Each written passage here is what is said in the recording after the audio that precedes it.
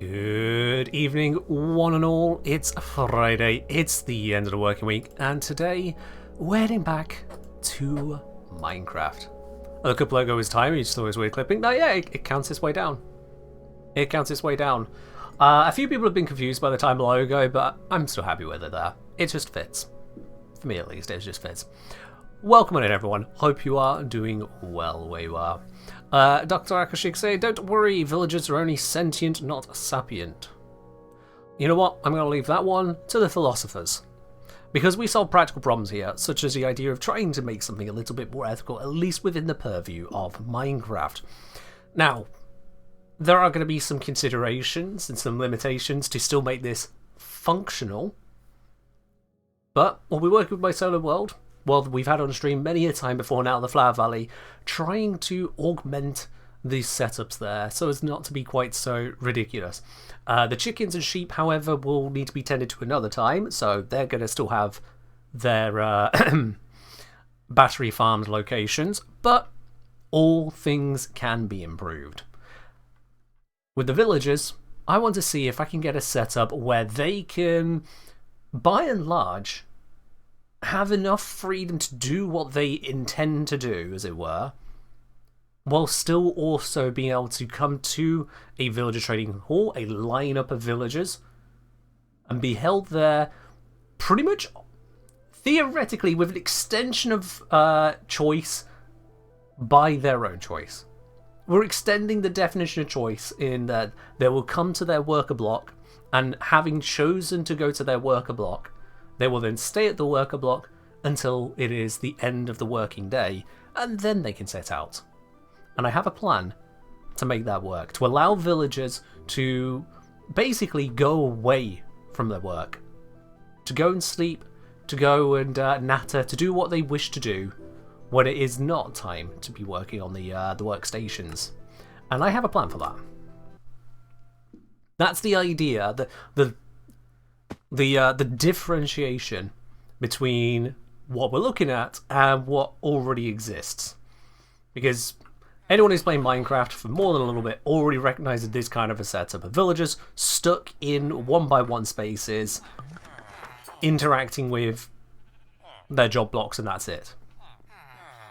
They can't escape. Some people will block them and using blocks, others will use minecarts, but they are just locked into place. They don't go anywhere, they don't do anything, they don't have anything. They just exist in one little place. And don't get me wrong, that's really convenient. Minecraft is incentivizing convenience in the way they are designed. But we can do better. And as I mentioned at the start, yeah, the animals will be a later project, because this... yeah, this is horrifying, isn't it? This is horrifying. Oh, another one died. So that'll get worked on, and this will get worked on. But the villagers is where I want to really challenge it. Now, how do you get a villager to go where you want it to go? That's the first question, is how do you get a villager to go where you want it to go? And part of the answer to that is that villagers do walk up to their job blocks. And if you constrain the different routes they have available to them, you should be able to decide exactly the route they'll... You... of course this guy turns up when I'm talking about ethics. This fucking guy. Yeah, you. What you got? Anything worthwhile? No, what even is...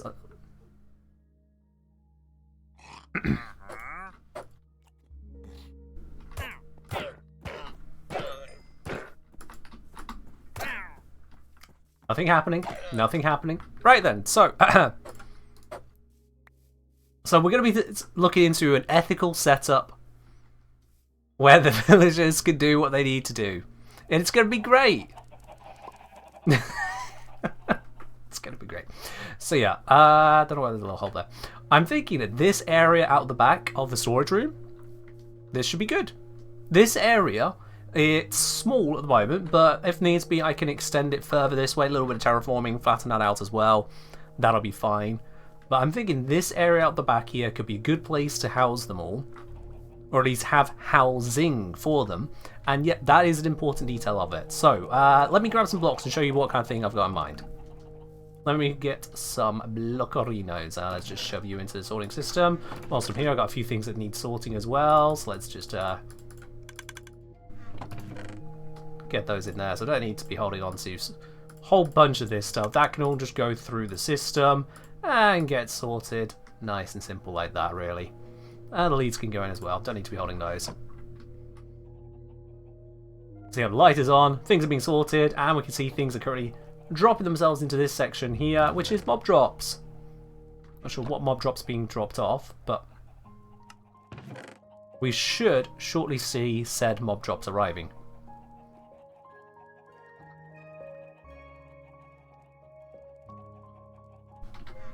Oh wait, no, they already arrived. They already arrived, yep. It was leather. Alright, what's the next thing that's going to sort? I just want to make sure this is fully working before I move on.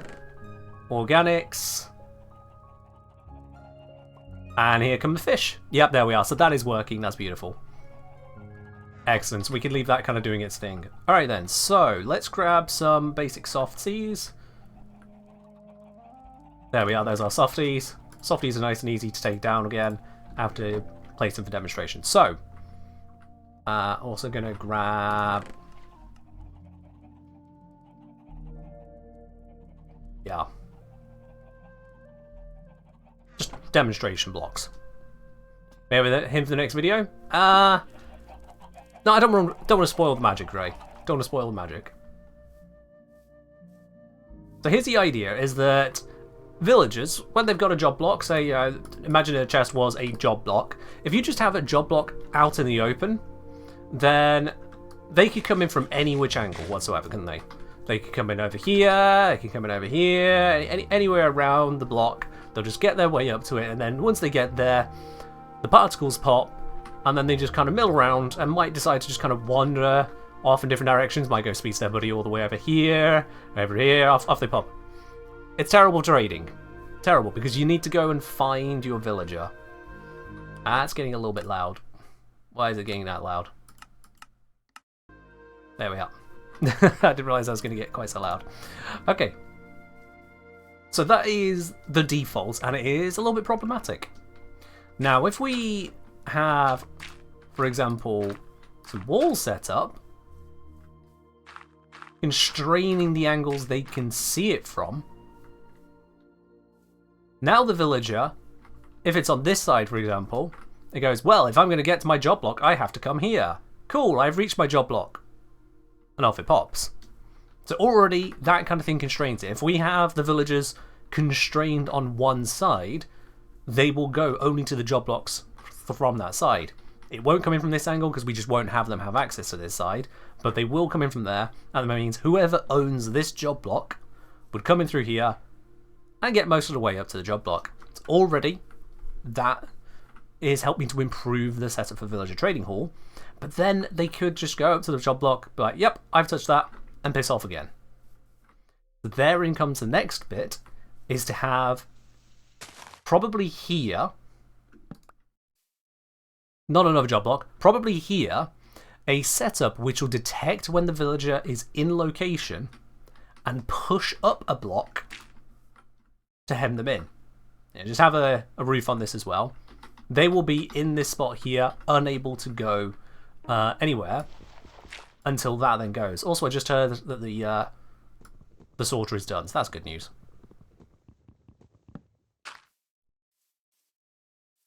Now, it has just got to night time, and because it is doing that, I'm going to head on in and sleep away. And this is going to be actually very topically important for the other part as to how this works. Let's just sleep away the night. Make sure there's no ridiculous mob spawning. Hello, potato. So therein is the other thing. I've just gone to sleep. Those villagers there cannot sleep. They have no beds. How could they sleep? How could they rest after a long, hard day's work? And if they are coming in here, and we use, say, just pressure plates, ordinary pressure plates, connected to a piston, well, they stand on a pressure plate, piston goes up, they can't leave. So that's no good, right? If they can't leave, they can't ever go back to wherever they want to be, and so that's not ethical. Beds under a carpet? Well, underneath here? That's no way to live. Is your bed directly underneath your job? And that's the only place you live? Rexon, just curious, why can't you have a pressure plate seal door so it opens when they go to a table they can't leave? Again, they're just stuck there forever. Nope. No good, no good, no good. So this is where we use a very impressive thing called a daylight sensor to detect when it is becoming nighttime. Ray is apparently trying to steal my thunder. Ray, calm down. We have a daylight sensor connected up to all of the setups so that not only do they have to be on the pressure plate, it also has to be daytime. If one of those two things are not true, if we don't meet the AND condition, the barrier drops down again. At which point the villager goes, hey, I can see a route to my bed. I'm going to go to my bed, or I'm going to go say hi to villager number 7. You see, that's the basic idea here. That gives us then villager trading hall, where all the villagers at daytime, they wake up, they come out of their bed, they make their way over, they choose to come up to their job block, because I'm not forcing them to, they choose to come up to it, and by signing up for that day's work, alright, we put a little blocker in, it's the blocker is the manager. The manager makes sure they're not goofing off, they do actually work when they say they're going to work. If they're a nitwit, they don't have a job block, they just wander off, they do their own thing. They are baby villagers, they just wander off and do their own thing. But all the ones that have a job claimed, they actually come in, do their job, they stay here until the end of the shift, manager lets them leave. Jobs are good 'un. Invented offices? I mean, what is office if not just another means of plying one's business? The point is putting it into Minecraft rather than having the villagers just constantly penned in like cattle. That is the idea. So, let's clear out this little mound, because this mound is actually kind of in the way a tad.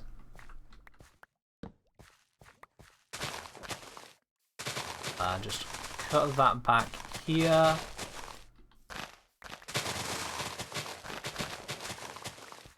That should do fine.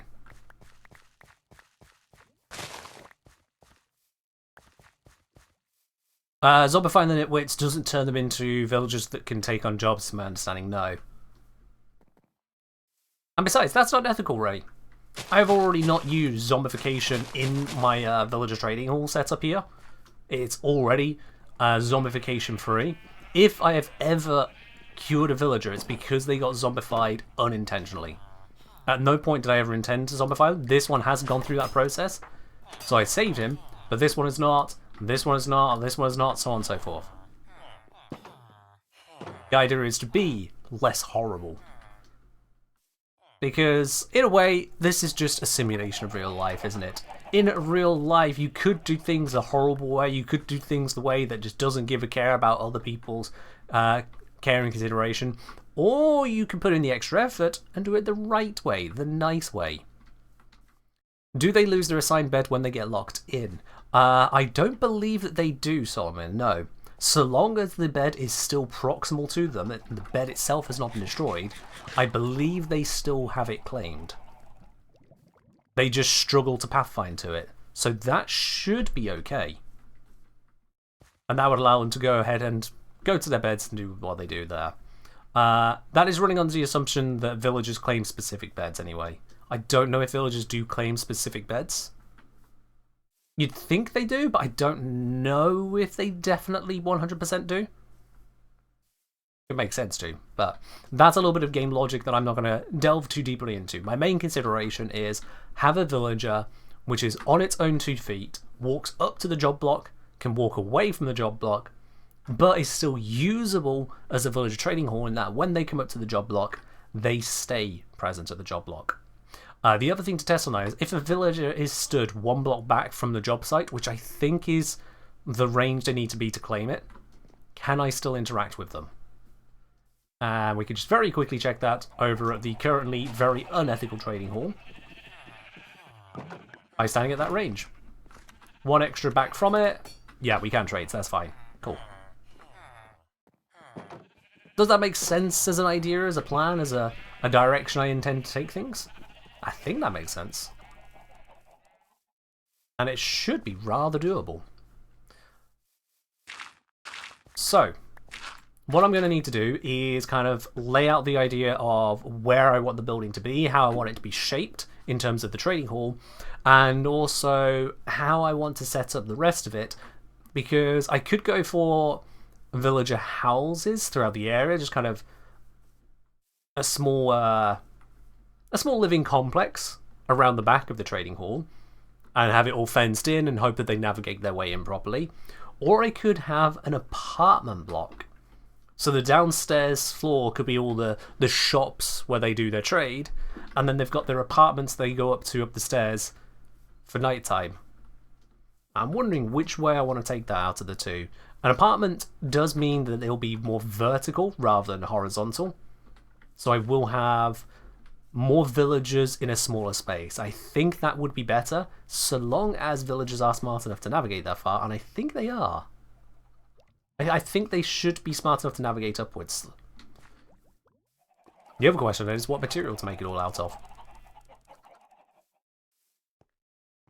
So let's see, what do I actually have currently as inspiration for blocks? I'm thinking what I might want to do is give this a very colourful vibe. Oh hey, bunch of diamonds. Also, let's turn off the those accessibility subtitles. I don't need those. They're actually beginning to annoy me with all the stuff going on. Yeah. I think what I would like to make that building out of is one material I just do not have. And that will be terracotta. Why did I gather all this ice? At some point I gathered all this ice for a reason. Why did I gather so much ice?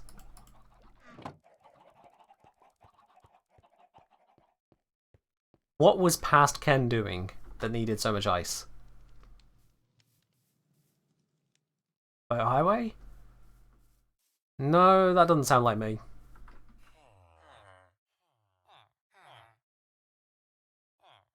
Unless, was it... Actually, for that I'd want to be on the nether roof to create that kind of thing, and creating nether portals up to nether roof to link over to spawn for a did you die moment, but... Oh. That doesn't sound like the kind of project I'd have been on at this point in time. But I'm looking around, I don't see an ongoing project anywhere that would have needed that ice. That's really confusing. Right, no. So what I was thinking of building with was terracotta, and the problem is that, one, I don't have terracotta. Two, I'm not entirely sure where terracotta is on this world. So, I have some chests on me. I need to go into this. Because I can make a few sugar boxes. Let's drop off the softies. Beep, beep, beep. Let's drop off the organics. There we go. Let's drop off the redstone. Drop off the extra chests in the redstone box as well. Maybe the chest used to be full of water and it froze. Somehow I doubt that one. Somehow I doubt that. So yeah, let's see if... Of course it's almost nighttime. Let's take this with me. That'll do. Let's see about finding some terracotta, and I'm going to go in that direction, because I don't think I've done that much on this world. So I'm heading, that is north, yeah. So if I head north, can I find a good source of terracotta? That is the question.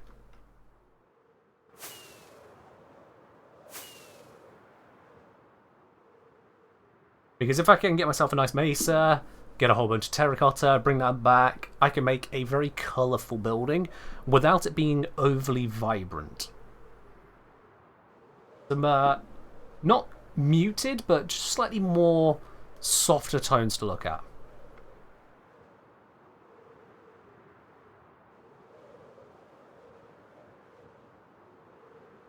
Or we can hit an ocean. That works too. That. Sure. Thanks, game. Yep, we have hit ocean. Okay. Oh, no, we're getting a landmass. Naturally burning forest, as you do. That's a very large pine forest. Oh, loading lag. I'm loading so much at once. My poor computer is beginning to struggle. It is beginning to struggle. We are loading new chunks, and it does not like doing that. Hello, Yannix.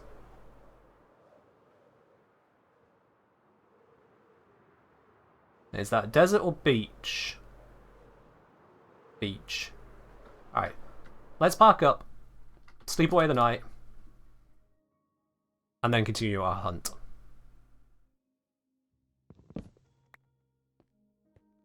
That's east, that way's north. Yep, there we go.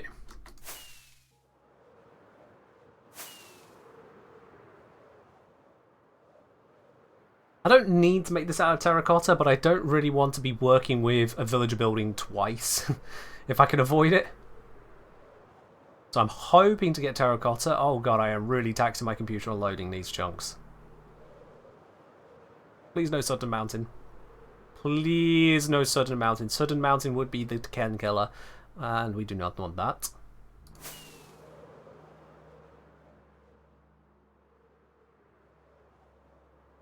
Come on. Terracotta plus. Nice Badlands. Somewhere. How far does one typically need to go for this kind of thing? Because I've not looked at my seed. I don't intend to. I intend to explore if I can. It's just, this is a really big ocean.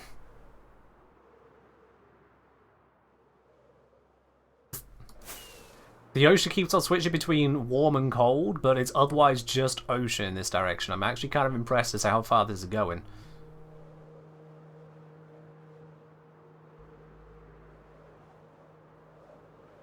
God. I can see fish.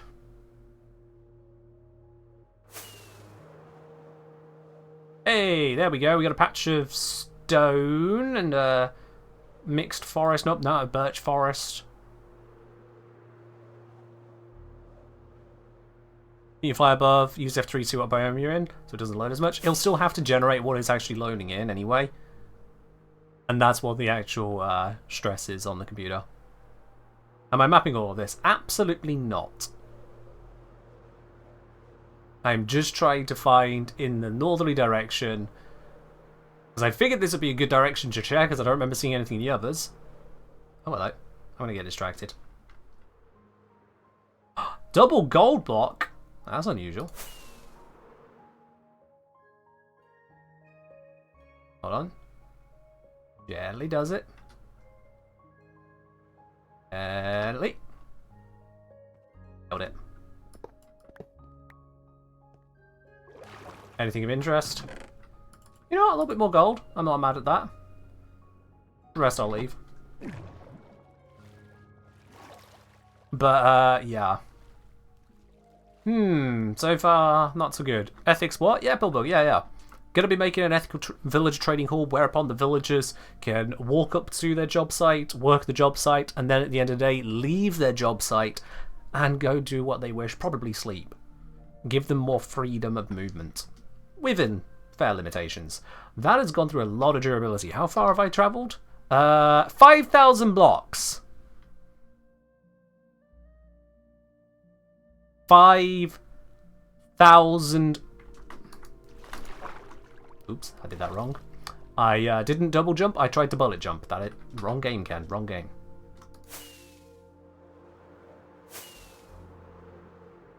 Alright, back to the northern travel. We've got some land, so maybe we'll transition to the land we need. Maybe. Maybe, or is it going to be ocean again? It's going to be more ocean again, isn't it? There's another landmass.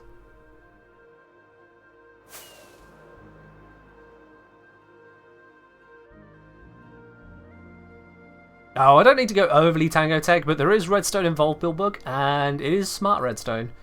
A little bit of sensible redstone to make it work. Oh yes, indeed. I just wanted terracotta. But, do I look at my seed to find out where the terracotta is? I might have to do that.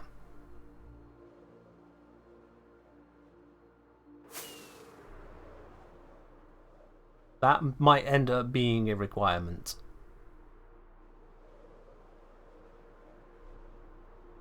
I mean, there's another ruined portal by a ravine, no less. I could connect up all the ruined portals, but that's going to take time as well. I found a village.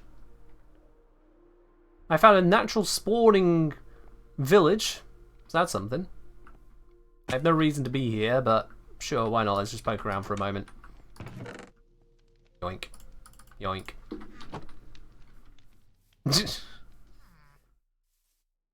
There you go. Dog's here. Hello, little one. You enjoy your existence. Little bit of iron. I have an iron farm. I don't need to take the iron from them, but I'm taking the iron because I am a little frustrated. What is this house? I'm a little frustrated with there not being a source of terracotta along the way. And the village is burning. Why is your village burning? What is going on here? Who builds their Why would you build here? You morons. Well, I need to... Oh, God. I was going to say I'm going to need to raid this before it's all gone. But no, that's gone. That is gone.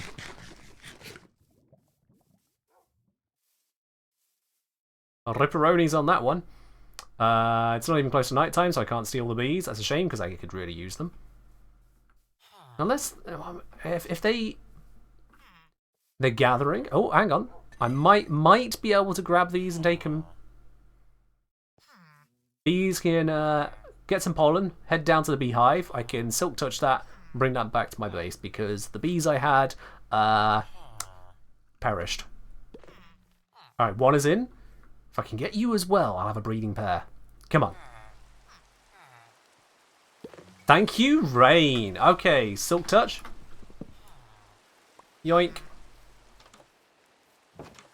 That is the most perfectly timed rain we've ever had.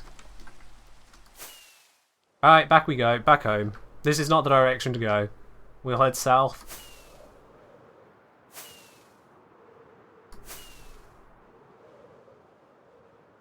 Seems like it was added. I'm not sure what you're missing, or what's been new to you, Moon. Like, a lot's always been added, yeah.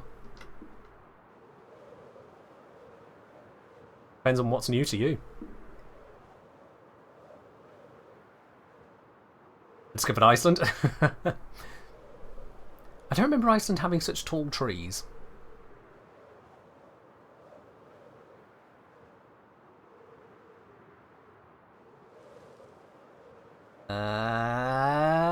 Up we go. Oh, snowy section. Wonderful. That is the opposite kind of biome to the one I had been looking for. That's the portal we took some gold from. Oh, I see, Moon. I see, yeah. So, villagers have different variants based on the biome they live in. Bees are a thing. They give honey. Honey can be used for honey blocks especially. Honey blocks are really good because they stick to blocks like slime blocks do, but they don't stick to slime blocks. Which means that you can have two different kinds of side-by-side sticky pull things without pulling each other. It allows for much more complicated redstone contraptions.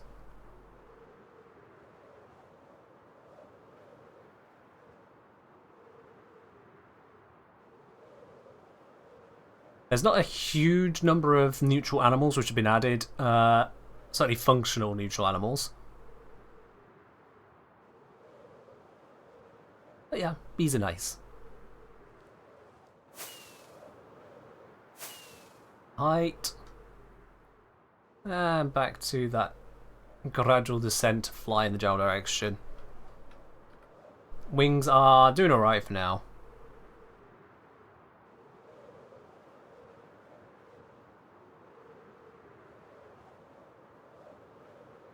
I mean, redstone, I don't know how I'd call it endgame, but it's certainly a very, very powerful tool to have.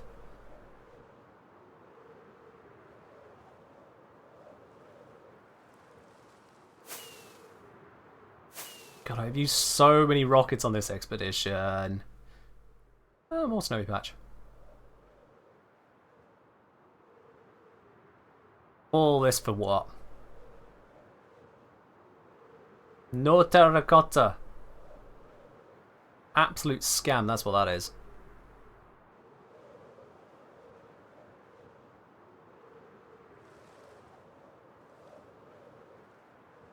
You don't think there's fashion frame in Minecraft? You are incorrect. You are very, very much incorrect. Sounds like I need a redstone creeper farm in a desert. Desert would be for the sand for TNT. You don't need that for rockets. Rockets, you just need gunpowder and paper. Let's see. Yeah, we're closing in.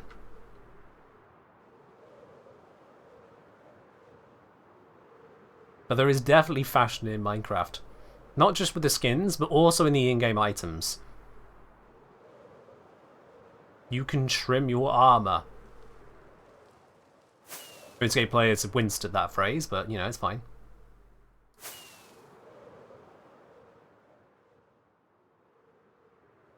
Yeah, I think we should be closing in. My base. Should be not far in this direction. I think. I'm fairly certain I live somewhere not far from here. Hi, zombie. Lost? We're not lost. I went in a straight line. How could we possibly be lost when I went in a straight line? The new variants of wolf? I wasn't aware of the new variants of wolf. I was only aware of wolf armor.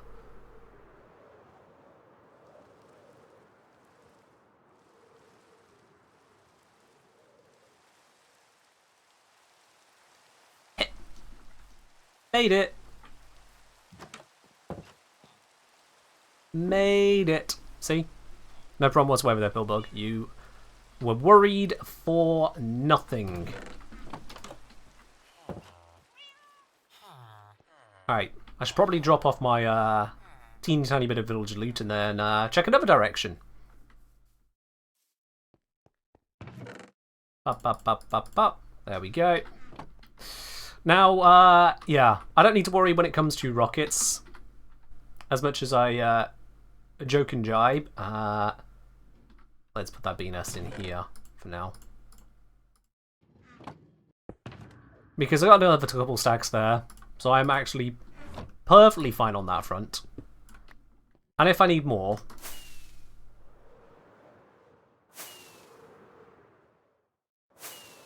it'd take a couple rockets to get up to, unless, like, you know what, I should be using the water vase. So I made it for this exact purpose. There we are. I get here and we already hear creepers dying. Yep. All of it is flowing into this one. Yeah, I got plenty of gunpowder. I have got plenty of gunpowder. Apparently also the occasional spider and skeleton spawns. I'm not quite sure how, because I went over the farm pretty damn thoroughly. But yeah. We got this. And it is perfectly functional. At least it should be perfectly functional. Yeah. Again, spider. Hello, penguin. Things are going well. You can kill a warden with an armored wolf pack in the future? Yeah, makes sense. Trust Minecraft. That's odd. Yeah, it is odd. I can only imagine there must be a single spot somewhere I've missed. Actually, I think no, the spider... No, the spiders are expected. It's the skeletons which confuse me. Because I didn't adjust the farm to account for spiders. If we have a bit of a poke... Yeah, there's the poke spot. Oh, wow. Okay, that is a little bit of a problem. They're just bunching up there, aren't they?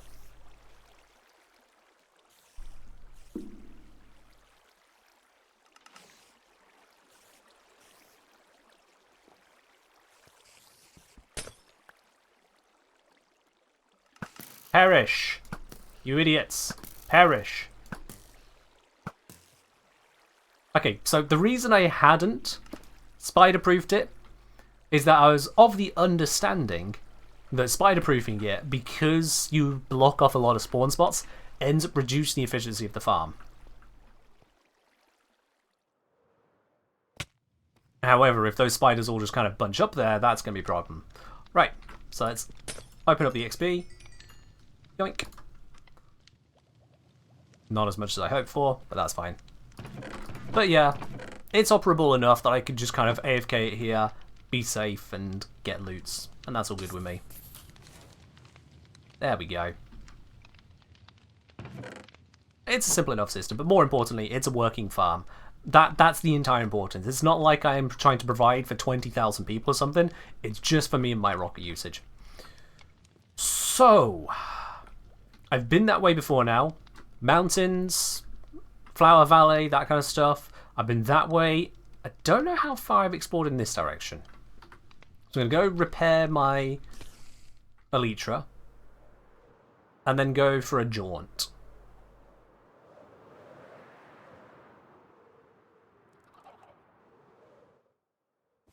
Repairing the Elytra should be as easy as just doing a little bit of quick trading. Grab the totally ethical iron I have produced. Please do not ask questions. And head over to the totally ethical villager here. Gonna need another couple of trades on that. There we go, that'll do lovely. Do I have a chest here? I don't think I have a chest here, do I? That's dumb. Oh well, I'm just going to pop these through. The sorting system has finished, and I don't want to set it off now because it means I'll need to stick around, so I'll just pop these in here and sort that later. Alright. So let's explore to the... that is the east, isn't it? Yeah. Let's try east. Maybe I can find terracotta in this direction. Because I'm wedded to the idea of terracotta now. It's what I want. And it's what I'm going to get.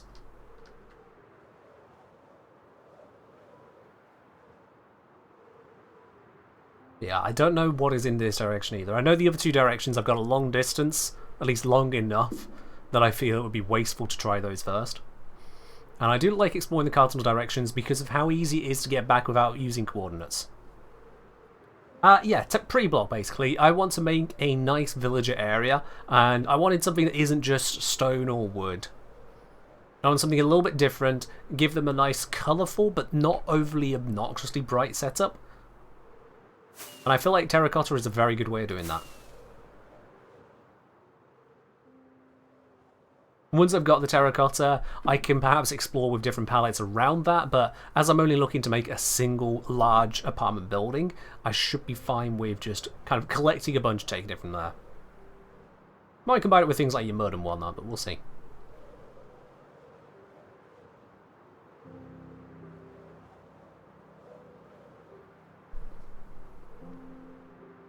But again, a lot of ocean. Oh, we've seen some sunken ships, but I'm not at the point of the game where I need to fret over those, quite frankly. I have my fortune, I have my my diamonds in plentiful reserve. I have my iron farm. I have my potion making, so I don't need to go looking at sunken ships at this point. There's a ruin portal over there as well, yeah?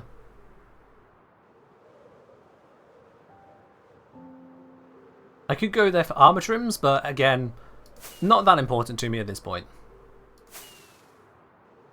Not really that important. Like as I say, I want to keep this focus of getting that terracotta. Is that an ocean monument? That is. Oh, hey. Wonderful. We'll just go straight past that. Ice biome.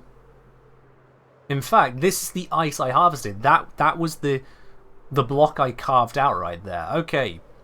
I was wondering why it was so easy to fly without having constant loading. Now I know, I came this way. So now we're going to get brand new chunks. Now things are going to start to stutter a little bit.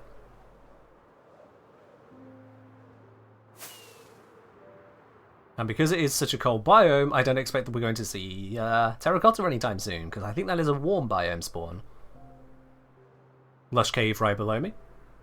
Good to know. Actually, not good to know, I don't care, but it's there. Okay, terrain is going up a little bit.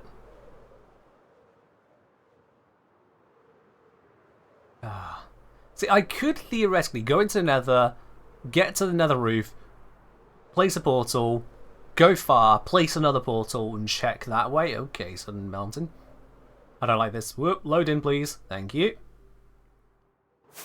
But the thing is that I have no guarantee that's going to lead me to anything good anyway, other than just throw me a long distance.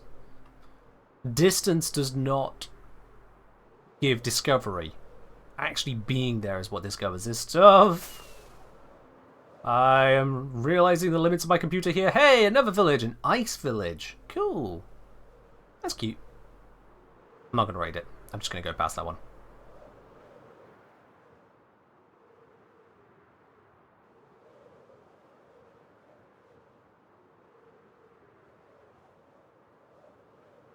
Continuing to travel east in the hopes of finding some terracotta. Honestly, I didn't think it would be this difficult to find with wings. I didn't think it would take this long to come across at least one. One bit. I'm only needing a single building's worth. I'll bring back more than that, so I don't have to do this journey many times over, but come on!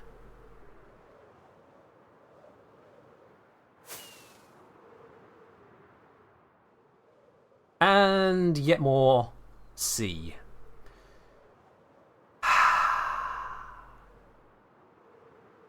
I refuse to look up the seed. Not gonna do it. Not gonna do it.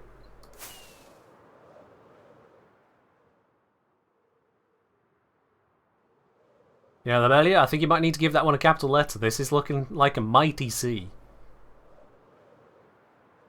Yep.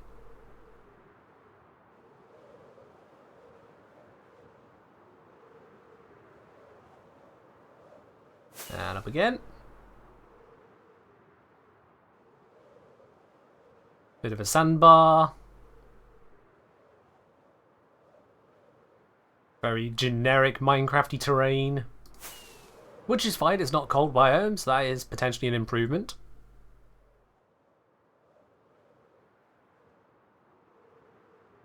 I have no idea what that means. Need a headset upgrade? Thanks for your assessment. Anyway.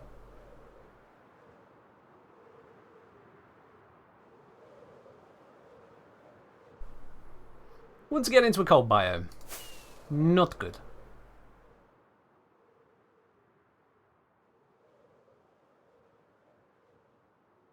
Let's plonk down, get rid of the night.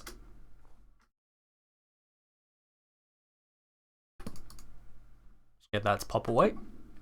And then we'll continue again to the east. Which is, of course, that way. Gone through so many rockets.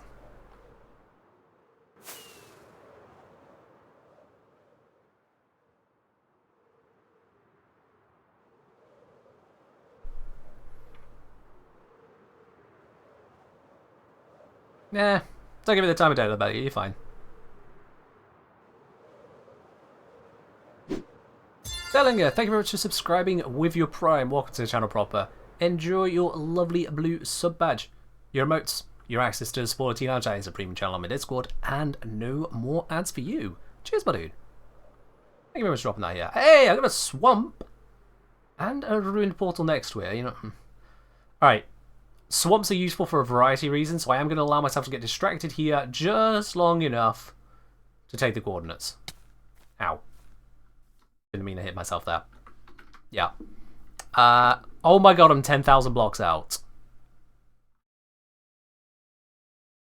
10,000 blocks. Ah! Why? Why are we so far out, then? And still nothing. Yeah, 10 kilometers. Absolutely, Carmagen, yeah. 10 kilometers. So we're nearly 10k on the x-axis. I need to make sure I have enough rockets to get back home. That would be problematic.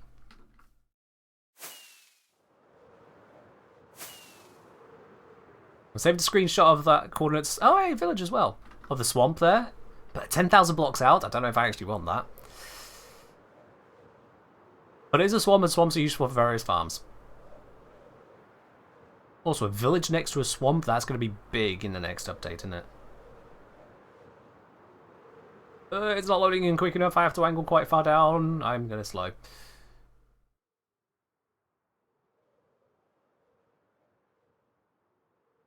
Too slow.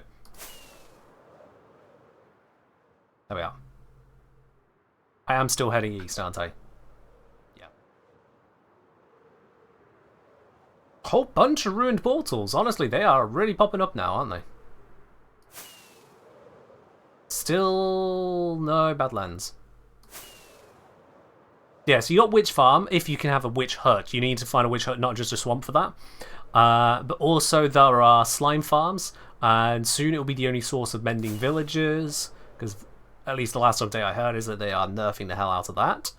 Rather than upgrade the enchanting table, they want to nerf villagers. Go figure. Dumb in my opinion, but it's what they're doing.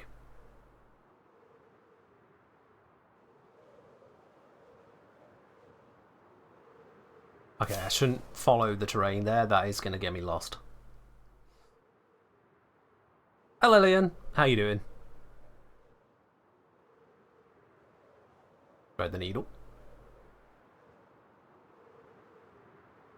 Yeah, I don't see why they want to nerf mending. It's villagers which are the problem. Actually, yeah, they're not nerfing mending. They're nerfing the villagers' access to it. But, like, just the other options are better. What is mending? So mending is an enchantment on a tool to make it where when you gain XP, it instead goes to the tool and repairs its durability. Which is obviously a very, very big deal. The thing is that it's an issue of their own creation. Firstly, by making enchanting a tool up to a high level bloody arduous in the first place. And then secondly, they make it where villagers are really, really good for getting mending, and other options aren't good. Thirdly, they've also made it where repairing a tool on an anvil has an ever-increasing cost of levels until it's just too much, and the game says, no, you're not allowed to do this anymore. If they didn't have the ever-increasing... Okay, I'm going to slow down again. Ever-increasing repair cost... If enchanting on an enchantment table was less RNG BS, like if you had a way to make it do what you wanted to do, even at a higher cost, then villagers wouldn't be so ridiculous. But instead they just want to go, let's just make it more annoying to get the village you want, but then once you've got it, you've still got it and it doesn't actually solve anything. Let's just make the one reliable process more frustrating. That's not good game design. That's not to say the current setup is good either, that's just making it worse. What I do instead? So, I would do a number of different things, honestly. Oh hey, village. You know what? That's a good place and a good point to talk about that. Let's get to the village and I can explain and demonstrate. So right now with a village and villagers, their trades are determined at random. They have a job block, sure, and that determines their job, but the trades they offer are completely random and they don't really make any sense. The villagers will just kind of get these trades, but you never see them do anything with them. So, one of the things I would have as a change, say this guy right here, if you wanted him to be able to trade, say, ender pearls, then you would invest in some way to get them to do ender pearls. Most importantly, this would come to the book trade villagers. You would either invest in them directly or give them the enchantment. Give them the book for the enchantment you want them to sell, and that villager will learn from that enchantment and make it a thing they can sell. There you are, you now have a villager which is doing the right thing. No RNG of break the job block, put it back, break it, put it back, break it, put it back, break it, put it back until they get the right trade. You invest into it. And so at that point, if you want a villager to have, say, let's say, a protection book or a mending book or whatnot, you have to go and get it first, rather than just rolling into it. Further to that, they could then make it where the low-level villager can only take low-level enchantments, and you need to level them up to give them the ones like mending or prot 4, rather than, again, just randomizing into it.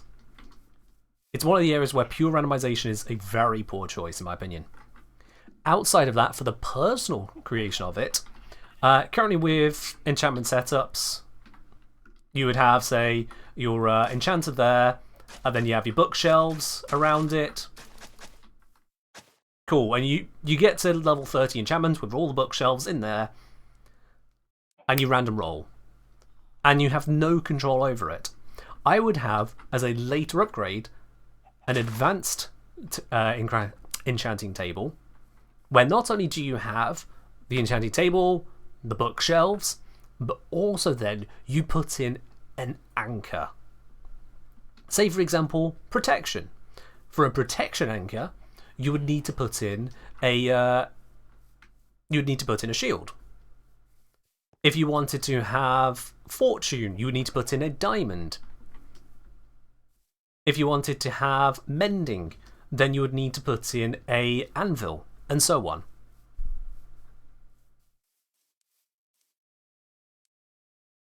At that point, you can anchor the enchantments you're going to get, and whether there's some additional cost, like the number of diamonds you spend in a final slot to guarantee the highest level, or whatever you do on that, I don't know.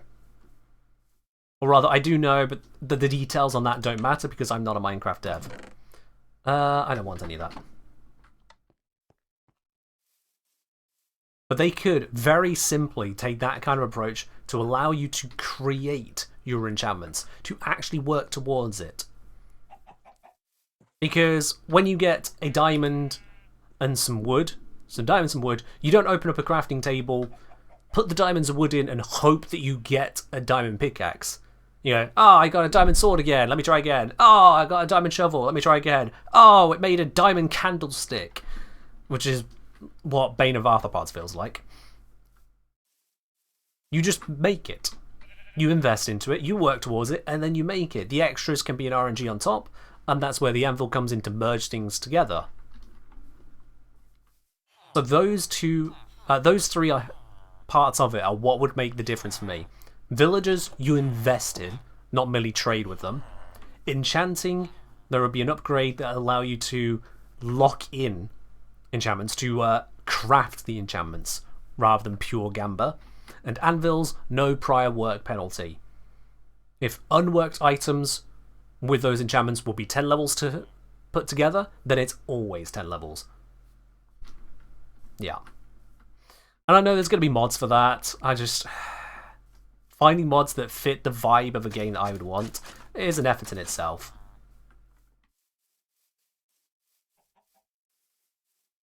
If I looked further enough into it, I'd look into how to make mods myself and just make it.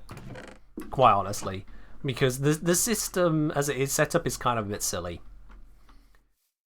It was in playing Pal World that I felt really just how much I dislike villagers in Minecraft. Because villagers in Minecraft, they have the appearance of doing things, but outside of the farmers that actually do farm, what are you doing?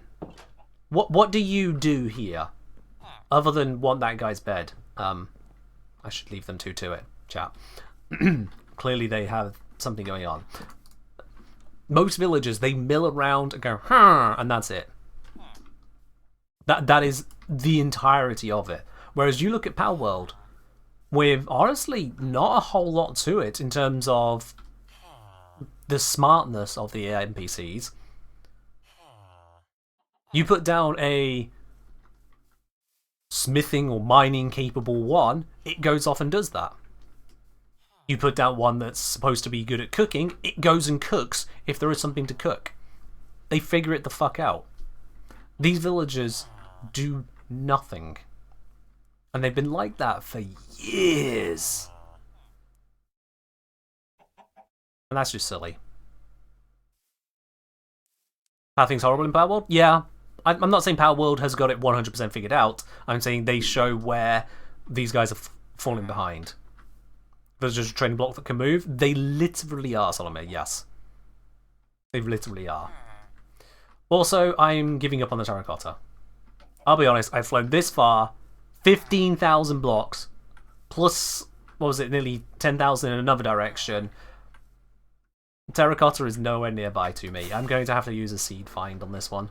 Or just really, really explore at some point. I'm going to go home, and I'm going to make it out of something not terracotta. I don't remember seeing that on the way in.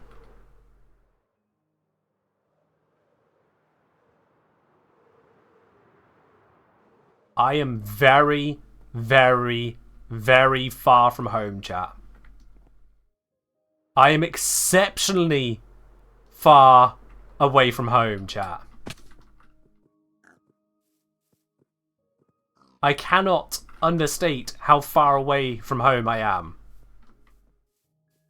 You remember Arson last time? Yeah. Right. Respawn set. Ender chest placed. Wings available. Rockets available. I have alternate ways in.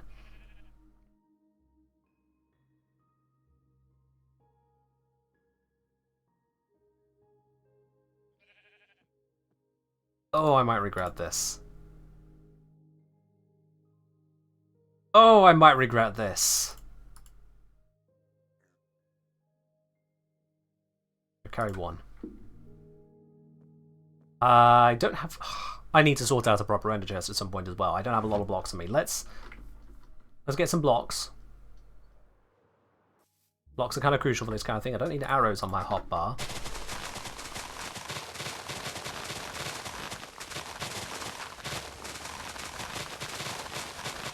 Now that's satisfying. Floating trees, less so, but I'm not going to be back here, so it doesn't matter. There we are. Okay. So I do know nether travel very well, Leon Query. I do understand the whole process of it very well. It's just that I didn't have somewhere to go, and therefore it was pointless to consider. At least for this run out. Well, I can hear the guys. Oh, this could be a mistake. Do we need torches? I have torches. I don't need them, but I have them. Yeah, I don't think I need water on me. Alright.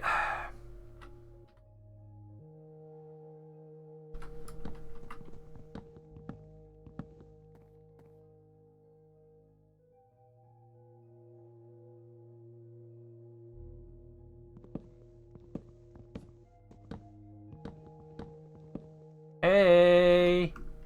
How you doing? Huzzah! Oh, bam! Alright, cool.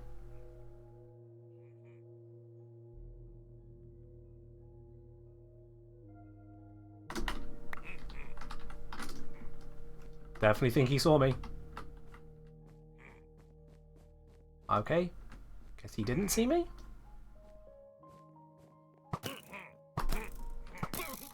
Oh. Whoa! Shit me! Oh! Woo! They just kind of came out of there, didn't they? Oh! Alright.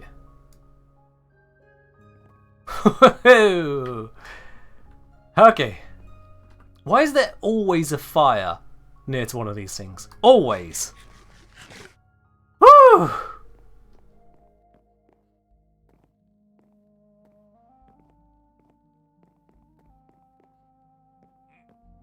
Hey, fucker. Another one down.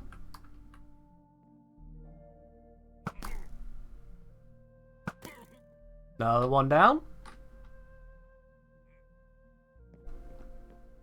I'm gonna dismantle this place rather than do this properly. I'm genuinely just gonna dismantle it. Thank you for your suggestion, Labelia. I have enough armor. Hey, guys! Would you like an arrow in the face? Bam!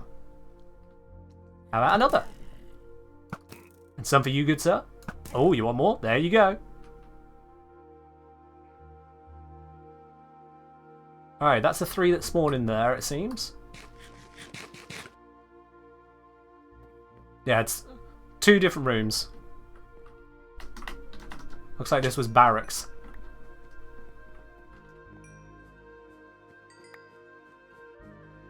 Oh, hello. I missed. I hit. There we go. Good, good. I'm hearing noises of more of them, but I think they're below me.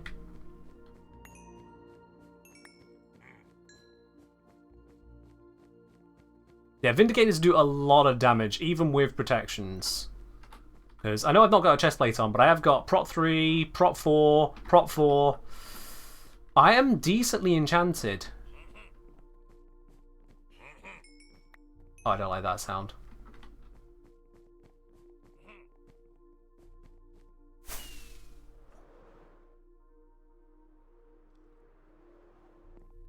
Alright. So it continued off around there and then around this way. It's all under all of that lot. Top floor? Yeah, there's nothing in there of interest. Oh look, another barracks. Sir?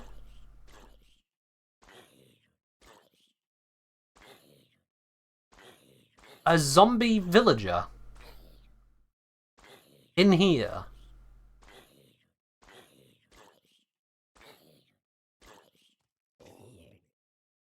Okay then. That was a thing. But that was the end of that passageway that I saw there, so that's all sorted. What we got here? Nope.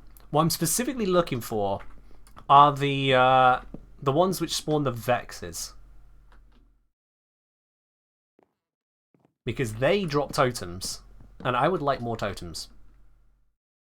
Oh, good. Another barracks. No one in there. Doorway comes out here. So I think if I go here, I should get vision on them. Ah, hello. I expected him to react to me. Evidently not. Nope. Instead, his mate reacted. Make it make sense. Oh, we dodged that. How am I doing on the arrows? 35 left. Alright.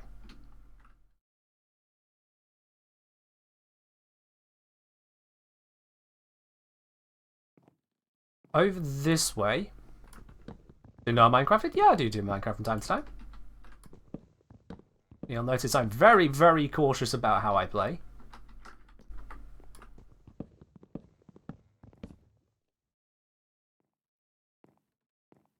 I'm literally dismantling my way through this. Oh shit, okay. That's them. That's them.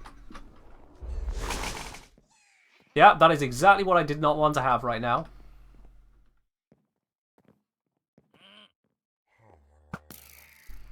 Oh, that died easy. Got him! Ow. Okay, they hit. Ow!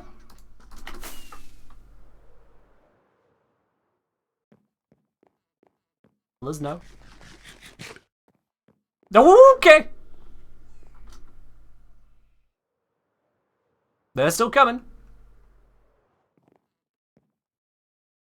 Come on, perish already. Whoa! Alright, that's See, I heard from Tango that Vexes were more idiots these days. That did not feel very idiotty. Perish already! It's supposed to be done. I've killed your master. Actually hit that one. Ooh, gotta be careful I don't walk into the holes I've created. That would be embarrassing. Ah, shit, where did I kill that one now? Fucking got him.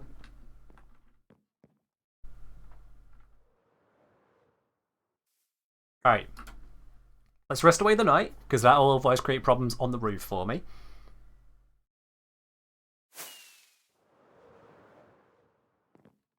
And I killed them in this one.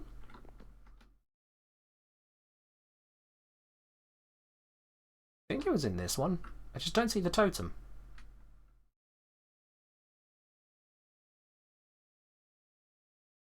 There should be a totem. Was it? That was the one, yeah? Does the totem despawn? I've got 5 minutes to pick it up.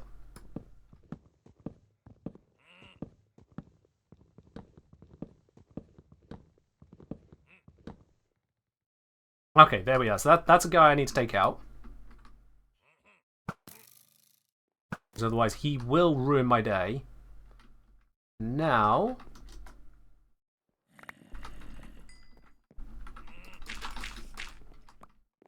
there we go. I'm safe to loot the room. Totem acquired. Totem is acquired. Oh, yeah. Woo! Yeah, it does drop every time, because those guys are an absolute pain in the ass to face. If they didn't drop every time, it would be a scam. Right. I shouldn't break both blocks. Okay, no concerns there. Rather no value. That's just a skeleton over that side. Nope. Do I know everything about the game? Oh, absolutely not. No, no way. But I know a lot. That much is true. Alright, what's below me? Yeah, that doesn't look fun to deal with. That is not fun. You know what? I got my totem. We didn't even come here for the totem. I'm happy with it.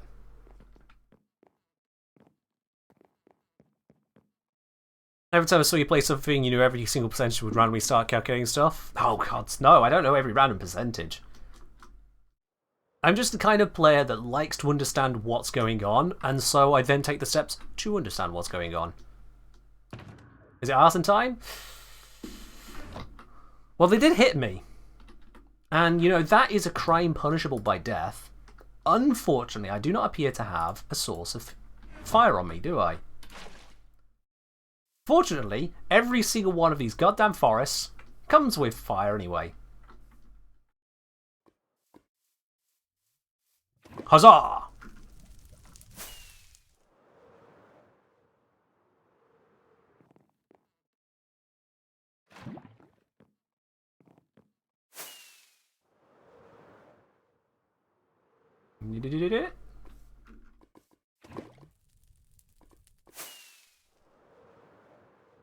And we'll do this one over here.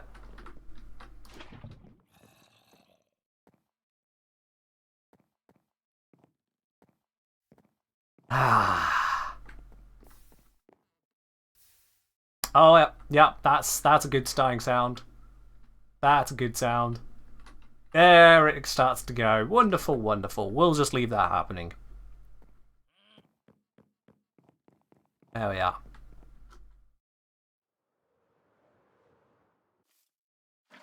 Lovely jubbly. Oh, it's down there. I don't worry about it.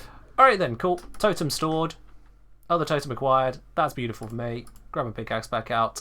I'm going to need more rockets, most likely.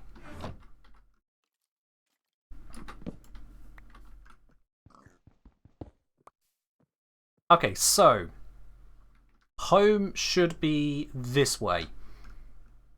Near enough. Yeah, that place is burning. Yeah, that place is burning well and truly. Oh, that's beautiful. Oh, it's burned right through it. Oh, that's... Oh. That zombie's days are numbered. And the number is 0. Screw you, spider. You're also gonna die. Yep, there he goes. Ah, this is what these places deserve. Do the summoners have to be killed by a player to drop a totem? No. So long as they die, they drop a totem. which is why farming raids is such a big deal. You can get so much from it.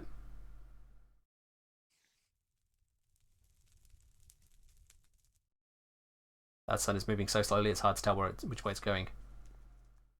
This way. There might be another one in there. Oh yeah, there might be another one in there. But I'm done. Yep, I got my totem, which was a nice enough distraction for what I wasn't even doing in the first place. I spent over an hour between trying to find terracotta and screwing around with it. No, I didn't, Lion. Don't do that to me. Fucking left your ender chest behind. Ugh. Meanie. Absolute meanie.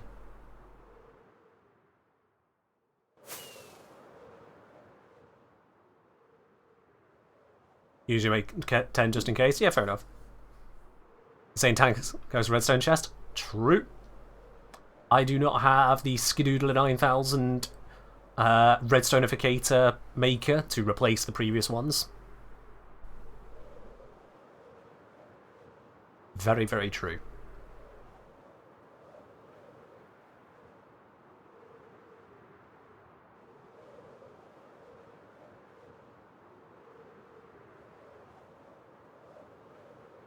Alright. So it's only a 15,000 block journey home, which will take a moment. Yeah.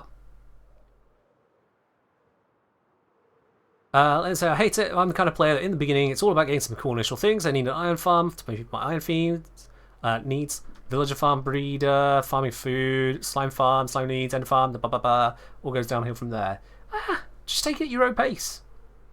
And if you find that your own pace is too much for you, you've misunderstood what your own pace is. Try again. People have this same issue with Stardew Valley. Like, it came up on Reddit just earlier today. There was a big old thread of games people can't really get into, and there was so many comments about Stardew Valley because of the ticking clock. Yes, there is a clock. There's time. You can only do so many things in a day. But that does not require you to optimize the things you do in a day. Gaming's about having fun. If you lose sight of that, you turn everything into a chore. Just experience it. Go through it at your own pace. Set little goals, interesting goals, and then go and do them. In this case, I set the goal of travelling to find a source of terracotta. I have then altered the goal on recognition of just how far I've gone and not received it. Go, oh, okay, fair enough, I tried, didn't work out. Did some interesting things on the way. And now, realising that going further would be at risk of burning out on that very plan, I've changed the plan. I'm going to head back to spawn, or head back to my base I should say, it's not at spawn. Head back to my base, and then come up with a different material and block palette. It won't be the one I hoped for, and it's one that I can switch to later. But it'll still allow me to achieve what I intend to achieve. That's how you enjoy this kind of free-form open game. If you turn it all into chores, then of course you're not going to enjoy it. So don't. It's that simple. Just don't.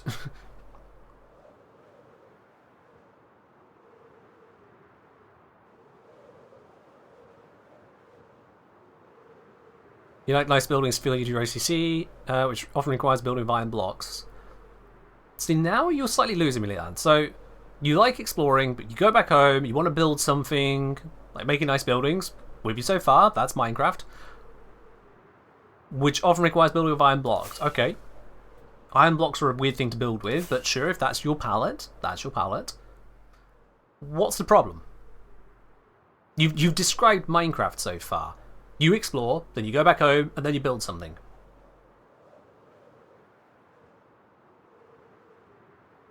Wherein lies the problem, one must ask.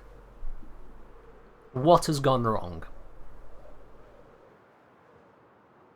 Otherwise, I think I misunderstood what you meant by I hate it. To get a proper iron farm that feeds your iron requirements needs a ton of slime or redstone. I mean, I suppose you can go through crazy-ass requirements to make some super-powered iron farm. Or you just make a couple iron farms, maybe even just one iron farm, and then just leave it running overnight or something.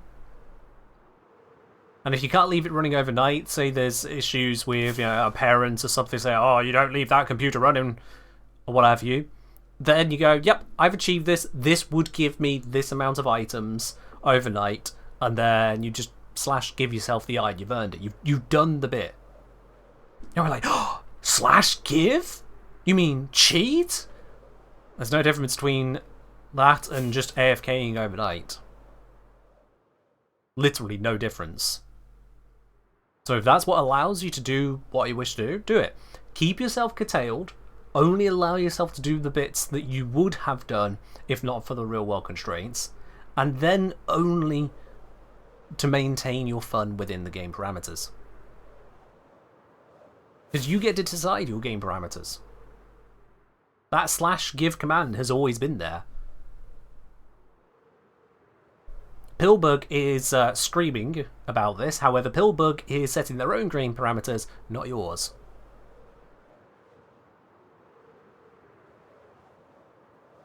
No issue leaving the game running, but for example, new world, getting the cheap iron farm, or wanting to upgrade to hoppers, source iron, etc. Yeah? Oh yeah, I get you on that, I get you, yeah. Is it perhaps that you are setting your objectives too high, or... Pillbug, the /S, or Kappa. Those are the recognised ones. Could it be that you hate it because you set your plans so high, Leanne? Otherwise, again, I'm struggling to angle at what the issue is that lead you to say you hate it. You like optimizing things often. Fair do. I mean, if you're an optimizer, make sure you understand the difference between optimizing and perfectly optimized. One is an action, something you are doing, and one is a label, an adjective, a finished state. And of course, people are going to quote the game dev from Yonk's past of players love to optimize the fun out of games. No. That's not the issue. Optimizing is fine. Optimizing is absolutely fine. The belly of PCs don't get tired. Go ahead and enjoy optimizing. Understand the difference between optimizing and something that is optimized. Because if your end goal is absolute perfection on the optimal level, you're not going to get that in your standard survival Minecraft experience. You're not even going to be able to get close to that. Now, if you do actively enjoy going through the process of optimizing, then sure, there you are. That's your Minecraft gameplay loop. Enjoy it. Now, Belia, a processor will not damage itself by someone leaving their computer running AFK Minecraft. If that damages your computer was already damaged. I can say that with absolute certainty. That is not the cause of damage to your computer. Waste electricity? Now that's a different discussion entirely.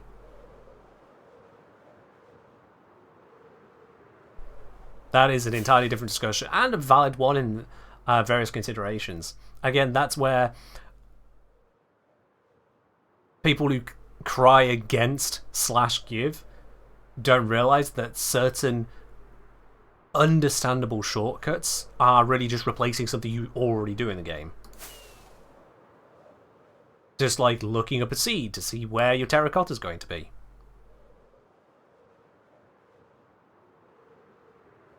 Well, Abelia, it's a weird hill, but at least you're dead on it. I'll leave you with that one. Hey, waypoint marker. Excellent. We're very nearly home. Just up and over this mountain.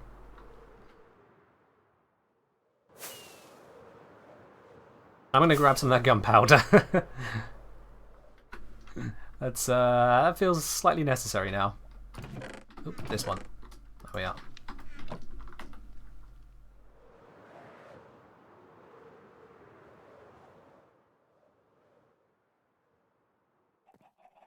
Ta-da!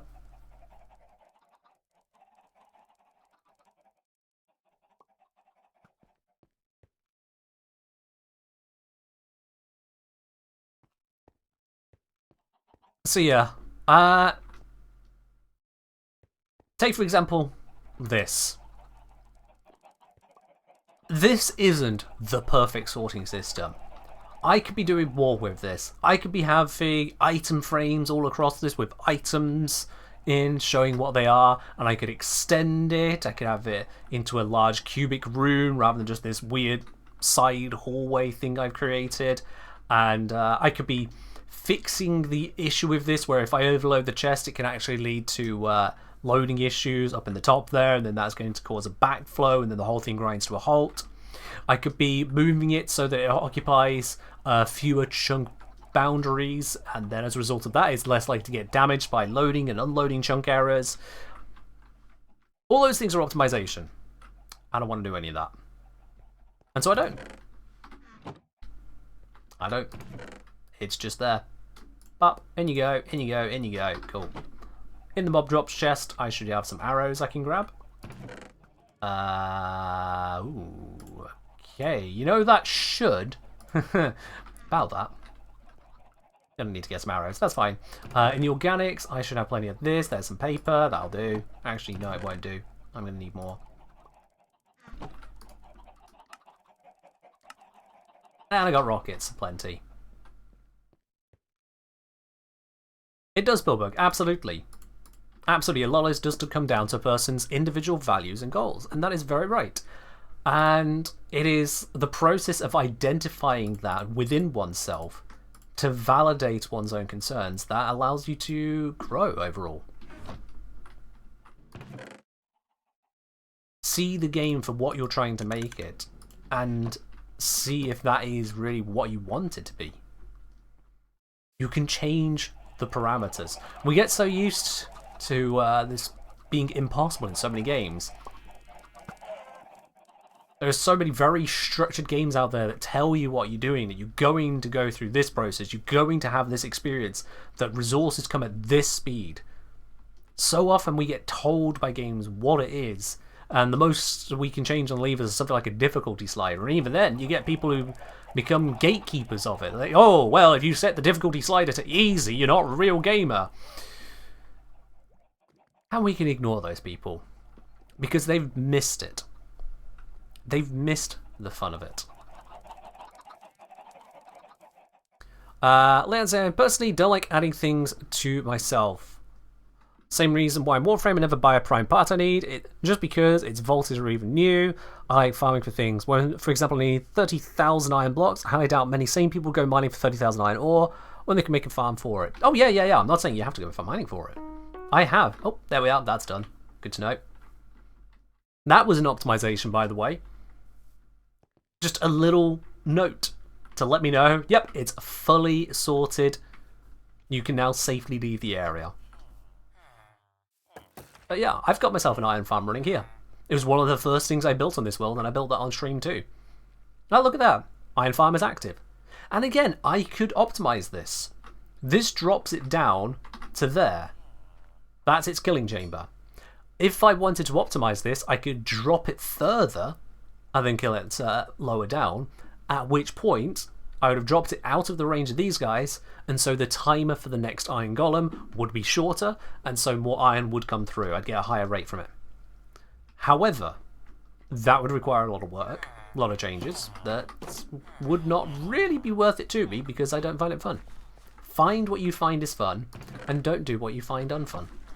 That's really the crux of a game. Huh, those are there. Neat.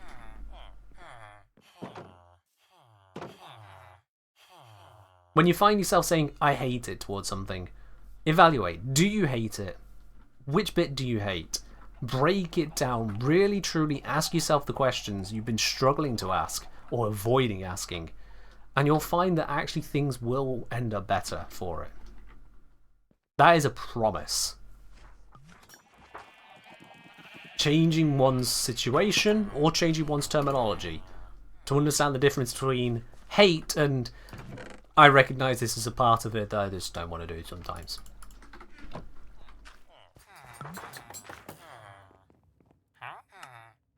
Fix milli triplers.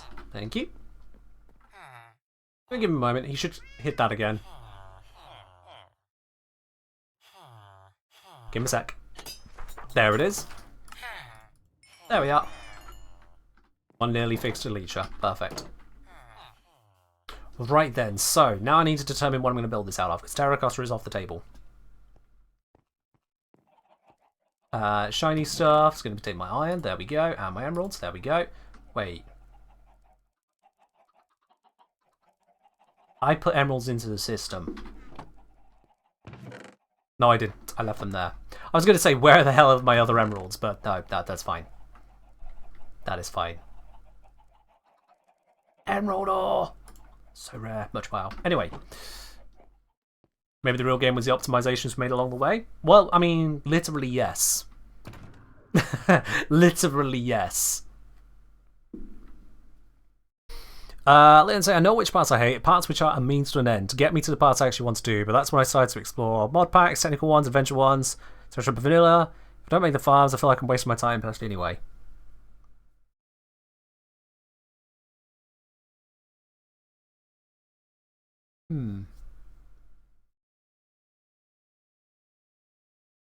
That's an interesting situation you've got yourself into there, Leanne. That is an interesting situation. So, yeah. What we basically brought you to, in end, is you want to use iron blocks. You want them to be acquired through game mechanics, but you don't want to acquire them through game mechanics. So you find yourself forced into making the farms that you don't wish to make in order to get the things from the ways you wish to get them. But you don't like it because you've already done that. Or don't want to do it again, or don't want to expand on it.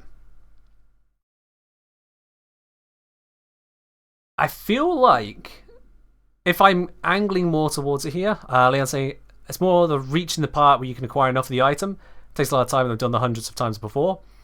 Ah, there it is, chat. There it is. There is the problem. It's the Stardew problem. I talked about this one on a Stardew stream. Ah, we finally got to the crux of it, Leanne.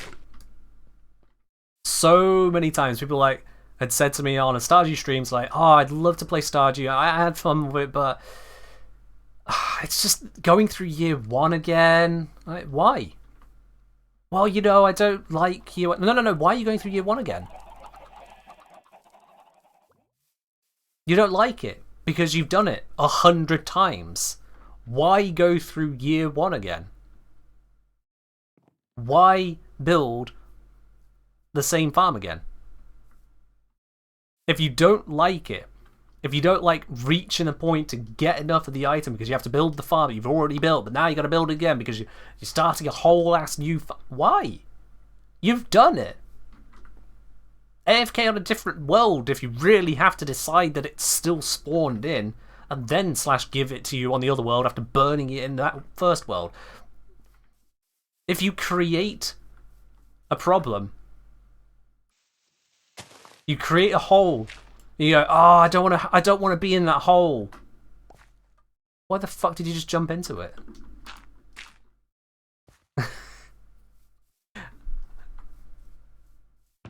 There's a whole circuit of choices going on there, and at every step of the way, it sounds like you're choosing the one that makes it the most problematic for you.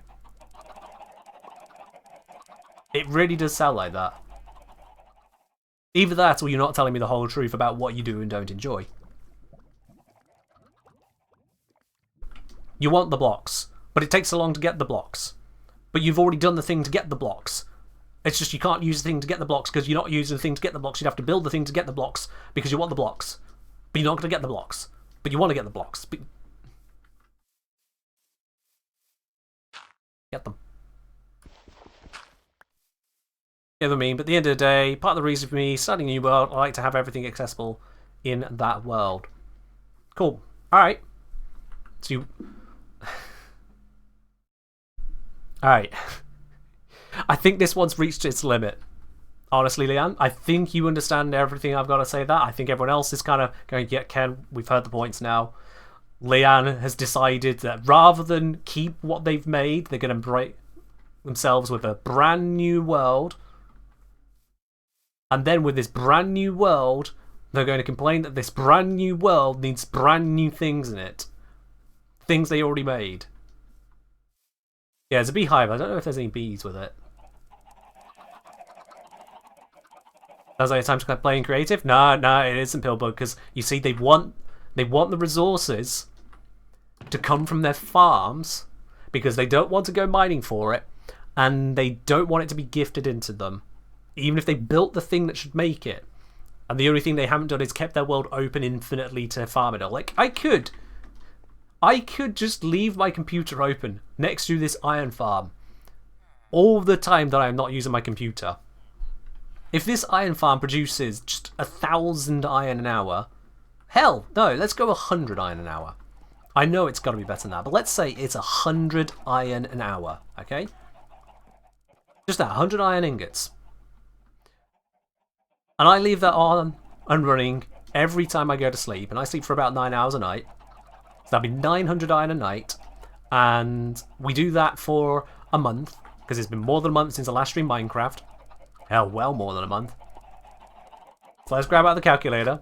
900 iron from a really shitty iron farm. For 30 days of that, 27,000 iron ingots. I'm missing out on just in the last month alone of not having it running only whilst I was sleeping. And I don't mean Minecraft sleeping. We set our own limits. All night? Nope, I'm good, thanks. Take your advert elsewhere. Cheers. You need to fix up the storage for all that iron? Oh, woe is me. Oh, I placed down a couple chests and a couple hoppers. Oh, woe is me. Oh, friggity booty. Seriously? So, what was it? I said 27,000 iron divided by 64 iron per slot. 422 slots. That is 5 by 9 and 6 for the number of double chests. That's 8 double chests of storage. Oh, Leanne. Oh, whatever am I going to do? 8 double chests of storage with hoppers connected to them? Oh, that's fucking impossible. How would one ever construct that in a reasonable amount of time? I don't see how anyone could ever create that amount of storage. Nope. I mean, you might as well just delete your world and start a new one and complain again.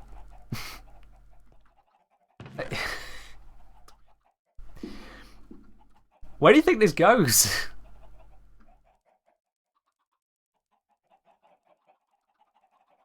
Then you have to farm the wood. Bamboo. Job done. Get good. Like literally. Bamboo. Sounds dangerously like optimizing a fun out of complaining. Actually, you know what? That is a real psychological thing, Pillbug. That is a real psychological thing where people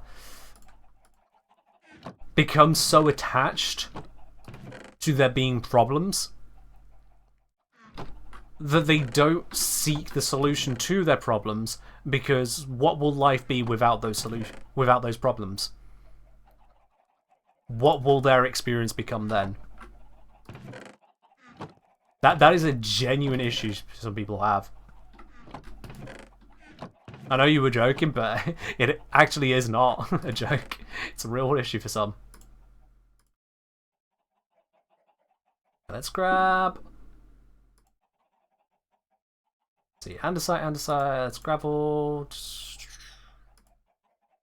Do I only have 2 stacks of the andesite? I guess, yeah, that'll have to do then. So what I got here, a nice bunch of grey blocks, just to give a kind of foundation of building to this all. I've decided I'm going to go grey, and then I can upgrade it to not grey later. That's the idea. And let's lay out the palette, see what ways around I want to have this. So we got... Oh, yeah, I need to add the gravel to it. There we are. Right, cool. So... Alright, yeah, so that should definitely be...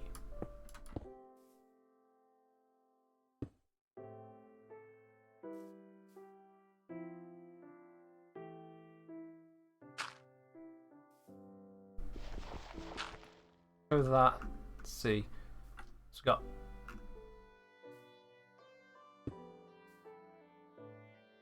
Am I... Did I put andesite down twice? These. Did have all the andesite. It was stone I didn't have.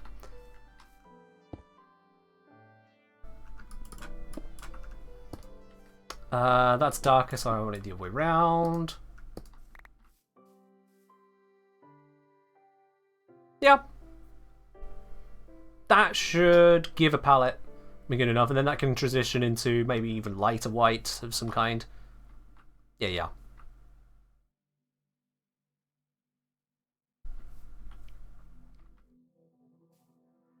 Let's say the thing is, I create problems for myself, which in this case I need for X amount of iron, then I go by solving it for myself, but I know there's other people who don't enjoy playing like that, it's all good. Yeah, so like the and that's different. That's you deciding to do something and enjoying it and going and doing it, but that's not what you started with. At the start of this entire conversation, and I quote, do I need to bring up your exact messages? Because we got the receipts here. Let's, I hate it. That's what you put. I hate it. But I'm the kind of player that in the beginning it's all getting some cool initial things. Then I need an iron farm to feed my iron needs, a villager farm for breeder and farming food, a slime farm for slime needs, an end farm for end needs, a pig farm for gold needs. It's all downhill from there. You wrote that yourself. You wrote it as I hate it. You expanded on what it is and said it's all downhill. You described it as a negative. That's what this entire conversational thing was.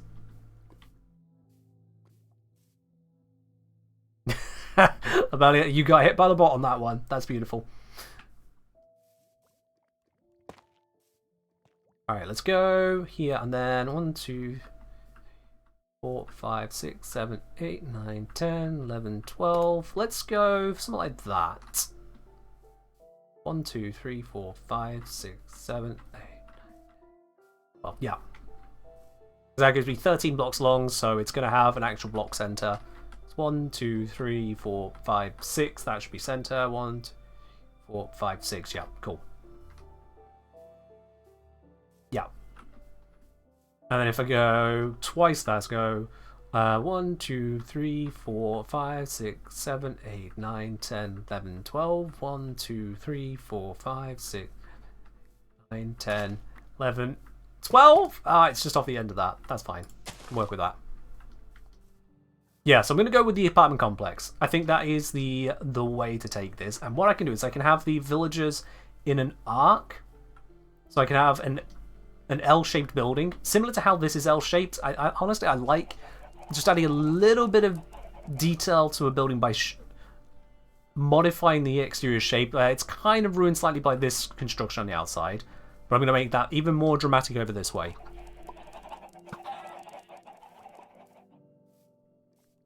People say, I have to wonder how many people don't play Warframe coming here because Ken's playing some other game, don't understand what 2035ing is. 2035ing is now specifically time out yourself. I updated that because people are being bamboozled by Twitch in the most ridiculous of manners. I fixed that. Okay, so this comes out along here.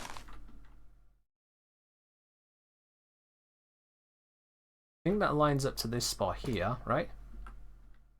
Looks like it. I should have the marker of the 12 in on that way as well, so 1, 2, 3, 4, 5, 6, 7, 8, 9, 10, 11, 12. Actually, these I only counted 12. They will be straight 12 blocks, and they need to be 13. That will give the right shape.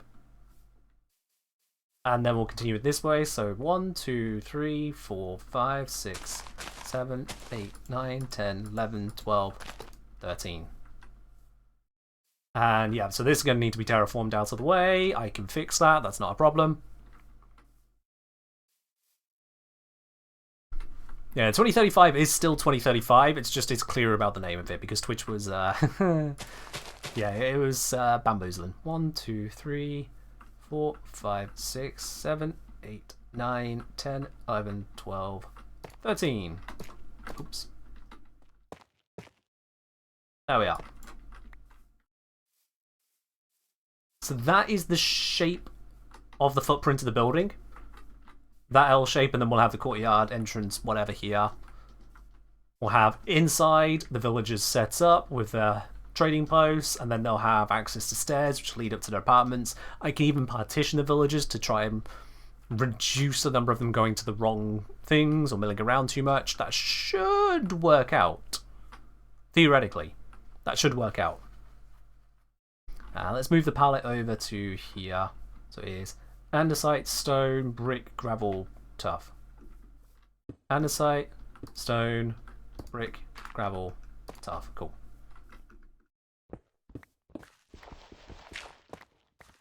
Beautiful.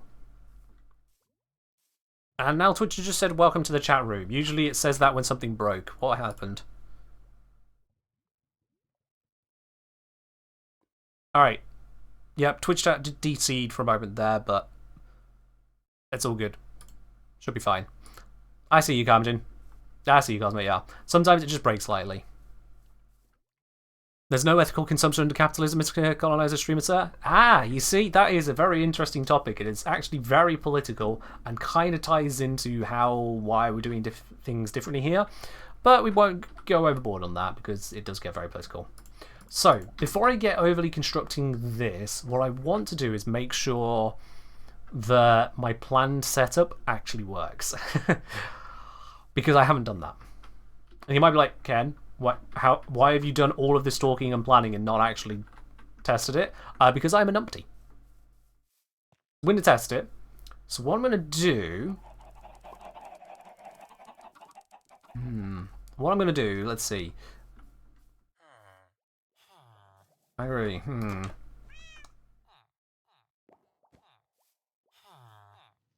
You're attached to that. Is there any other one around that you might get attached to that isn't in here? So that should be fine. I don't really want to break him out of that though for the test of it. Shoot. I could test this on creative, but I do want to really test it here.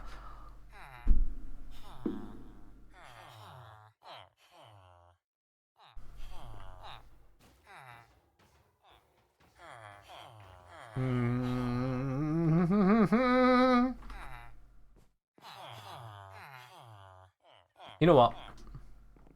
Let's get a villager bread. Let's get that cracking, then I'll work on the infrastructure and that'll bring down the red one, which might hopefully have grown up by then. And that'll give us the thingamajig. That's the idea. Let's do that. Alright, so. Come over here.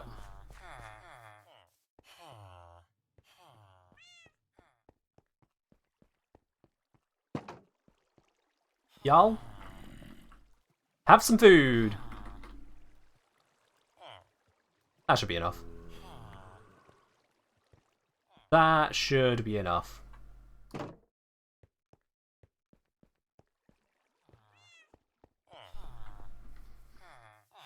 And the reason for the gates on there is because a zombie spawned, walked across the bridge, used that to get in here and infect these guys.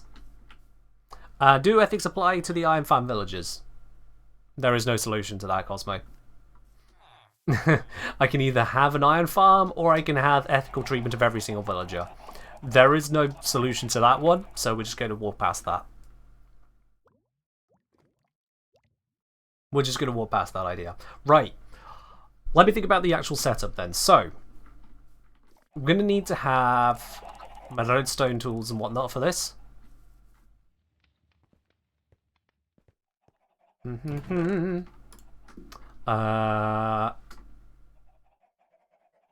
a bunch of that. Let's see, what do I need to make a daylight sensor? Gonna need glass and wooden slabs. Cool.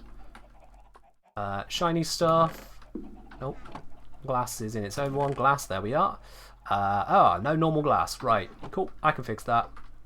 Shiny stuff. Emeralds.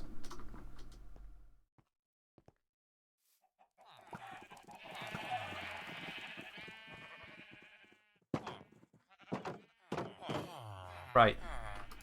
You are my glass guy? There's my glass guy.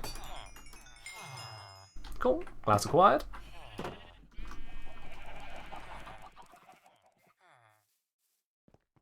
And then we need some wooden slabbage, which will be in the wooden crafteds. There we go. And I can grab myself a daylight sensor. Beautiful. Also going to want to have some more redstone torches. Knock off the softies for now. I've got some organics I need to be holding on to. There's our sticks. Don't know how many of those I'll need or what for, but I'm just going to have them for now. Let's make a rib eater for the hell of it. I probably shouldn't be making random items, but you know what? I'm doing it anyway. Makes it seem like I have more of a plan. Gonna need my iron. Store the tats.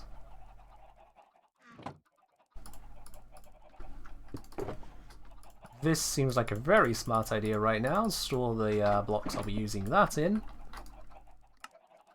Go. I want piston. What am I missing? Oh, normal wood.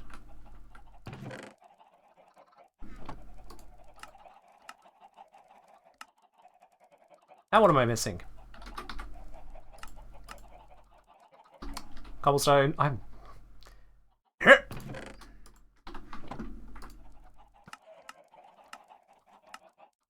There we are, right. And then in the softies, I should have some sand. Yep, there we are. Cool. Let me mock this up. Go out over here.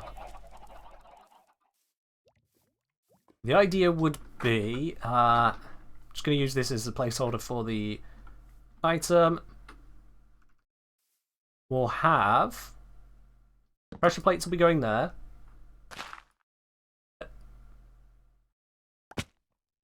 Okay, this is lit up. That's fine. I can work with this. That's okay. That's fine. Lit cave, no problem. Rockets.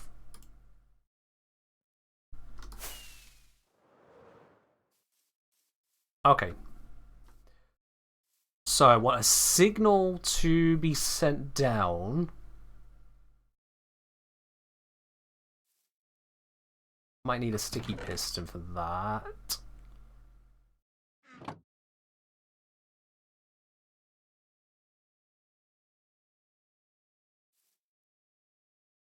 If I put a piston facing down,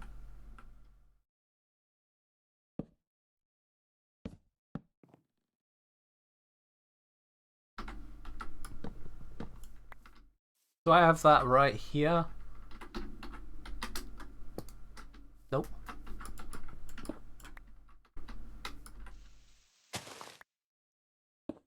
There we are. If I have a piston facing down, can I then put a pressure plate just on top of it? And would that pressure plate function as I need it to?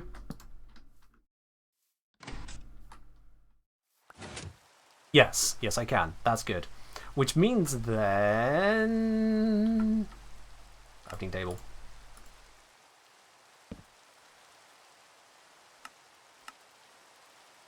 If I had another one next to it doing the same thing...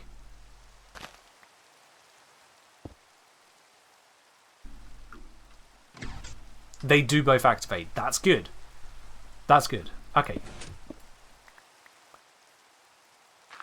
So what I can have then is the pressure plates there, the pistons underneath, sticky pistons pushing down a signal.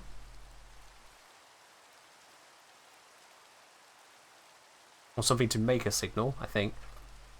Yeah. And I'll have it detect that and put it into the AND circuit. Okay. Now, to have the space for all this, I'll probably want to have that signal feed forwards and then loop it back. Because I'll then want the daylight sensor at the back of all of this.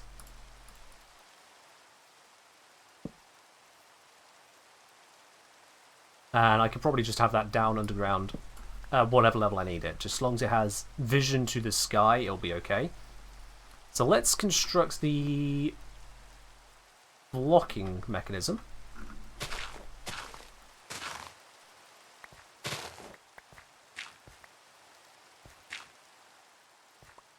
So that needs to be here.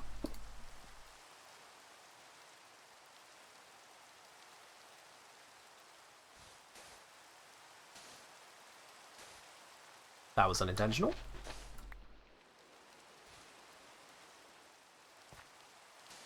There we go. So the villager would, in theory, walk up onto here, stand on the pressure plates, forcing this to rise if the conditions are fully met. That's the idea. So with that, the pressure plates...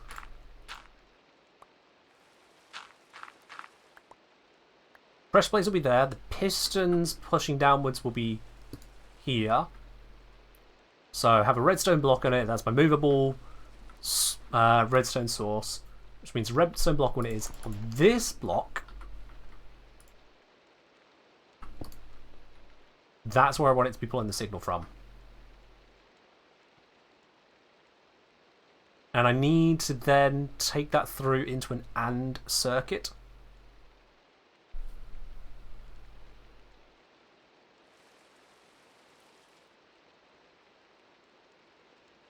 And I think I know how I want to do that.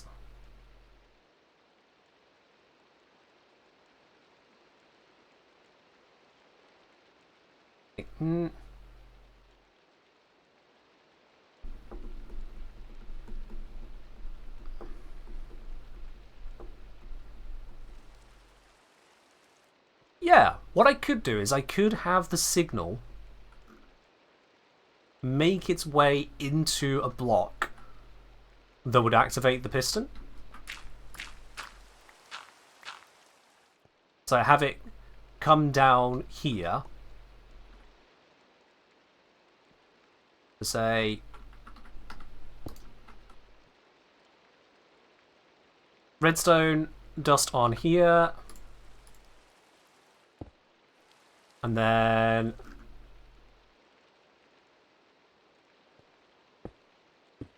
there, here.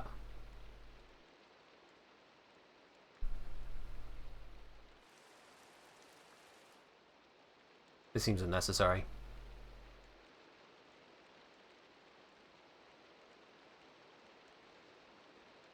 Let me think.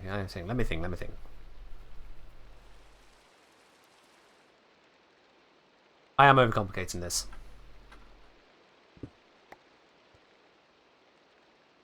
Redstone block, push down. Doesn't have to be there, could be one square over. Probably better to be one square over.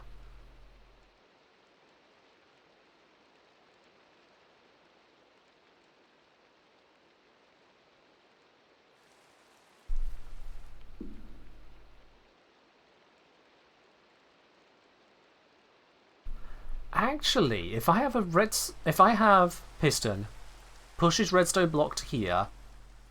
If a redstone block is here, would that activate a piston placed there? Because if so, I could have it where a piston placed there then pushes another block into position here. This one. To go push down to there. Signal coming in from the redstone, from the daylight detector. If that signal comes through to a block, I could then have a repeater carry it through into the piston, couldn't I? That's it.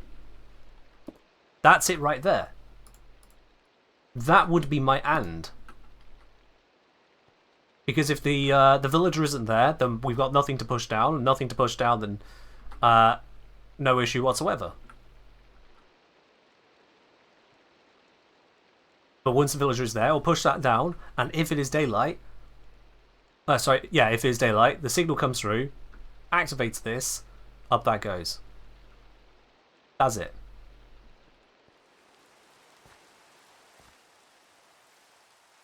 That is it. That's the whole process.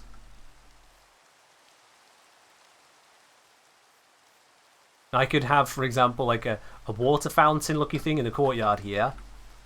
Through the glass, down at the bottom of the glass, will be the daylight sensor, which is functioning to power the entire system. That is how it can be set up. Yeah. And that keeps all the redstone out of the front, away from the building, which means then the building can just exist around it. No problem, no issue on that one. So, let's make another piston. And do I have the slime for this? That's very, very important. If I don't have slime, I'm in a pickle. I need slime. So, tell me I have slime.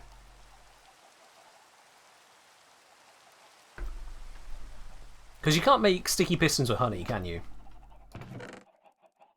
I don't even have much honey, so... Yeah, I have one. I suppose I could just use honey blocks the entire way down. But the piston wouldn't retract the honey block anyway. But I could still use that as a matter of course. As long as that wouldn't get in the way of anything. I imagine it should.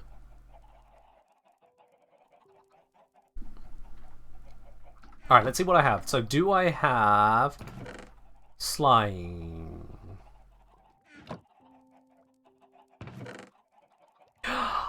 I have slime. Oh, I have slime. Everything is golden. That with that sticky piston. Excellent. Right. Let's just... That just seems like the smarter route for this. Yep. Cool. A redstone block. Need you. I'm gonna need to have a way to modulate the signal coming out. So I'm gonna need a...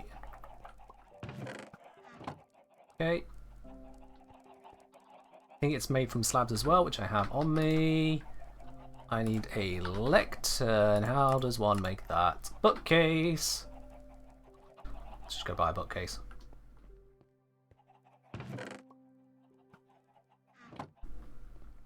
Still have honey blocks, gives villagers false sense of hope they can jump to freedom. Okay, that's... I hope you're on the list.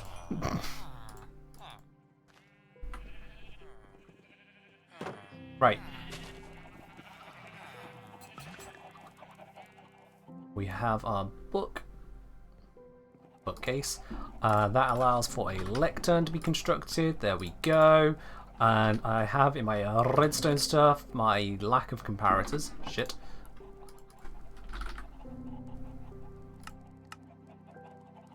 Three torches, quartz, 3 stone. I put all my stone away, that's why.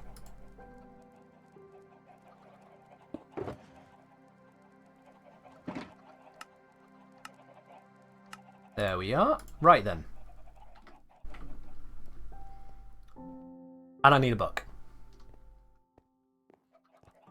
I should have a book and sorted unstackables. Is there books in here? Otherwise, where did I put them?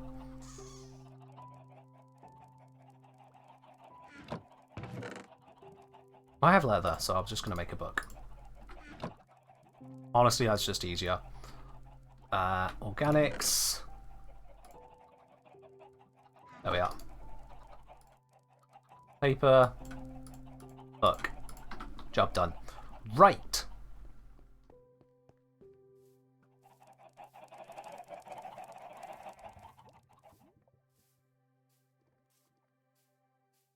So we have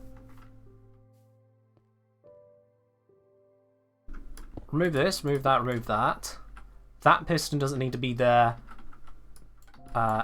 We can bring it one block over. It's a sticky piston there. That one can be a normal piston. That is safe. That can just exist for now.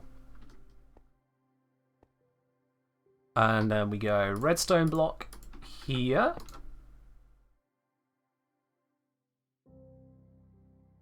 Test. If I put that there, yep, it does extend. That's good. But we don't want it to extend from there.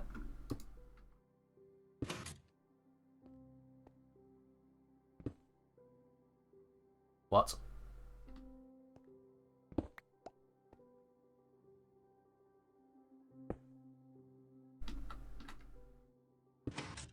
Oh. Heck. Okay.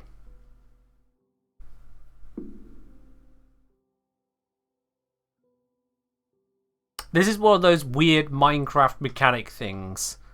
Yeah, quasi-connectivity. Heck! Alright, that's fine. That's fine. That's cool. That's okay. That's fine. Honey blocks it is.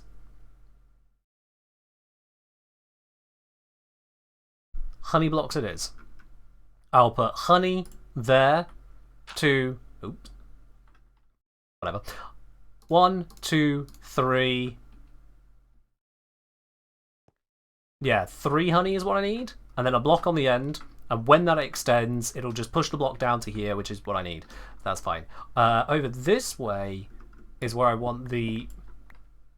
Really? What? What? Oh. Okay, it's fine. It's not broken. Torches, whatnot. So here, I think is... No, let's go. Why is there just... Why? Why? Why you do this to me?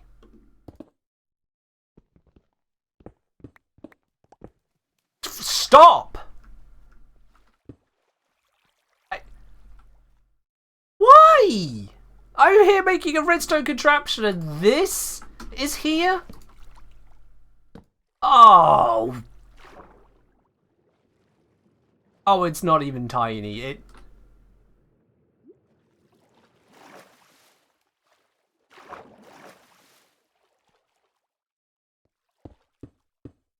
Please tell me this is sufficient for the fountain.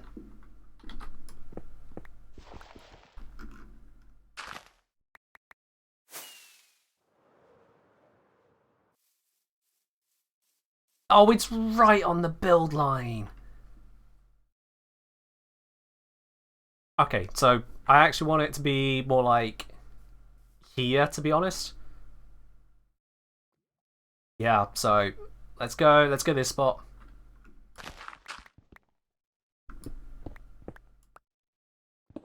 Oh, that's just insulting. It's like, hey, it's dry land. Except when you get to the level you need to be at. Alright, that's fine. We'll fill in this area. And it'll all be fine. It's gonna be fine, chat. There's gonna be no issue at all. There's no war embarrassing say.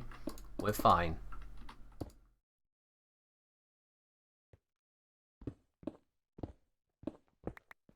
There we are. Okay, so daylight sensor goes here. That will be outputting a signal strength of 15 at full daylight, which we can take out of there. And then on the side of that, I need a second comparator to actually take the signal out of the fucking lectern. Okay. Do you need to use comparators for them? So I'm going to be taking it from a subtractive comparator, Jock.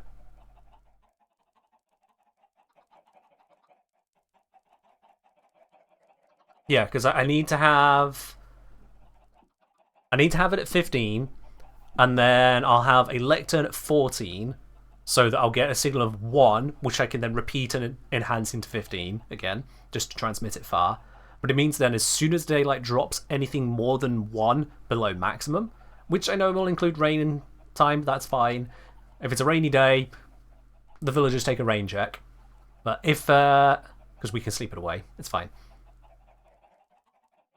Can we? Well, we can sleep away thunderstorms. It's close enough. Point is to have the earliest threshold I can to detect the change towards nighttime, to say, villagers, your shift is over, you can now go do what you want to do.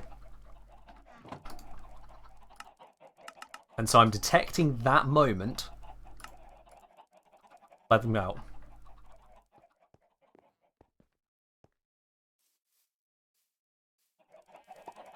Maybe the distance it has to travel is more than 15, you could save it. I'm not sure what you mean by that. Because I need it to be a consistent signal, which I can then feed into all of the contraptions. Which is why I need to make this here as such.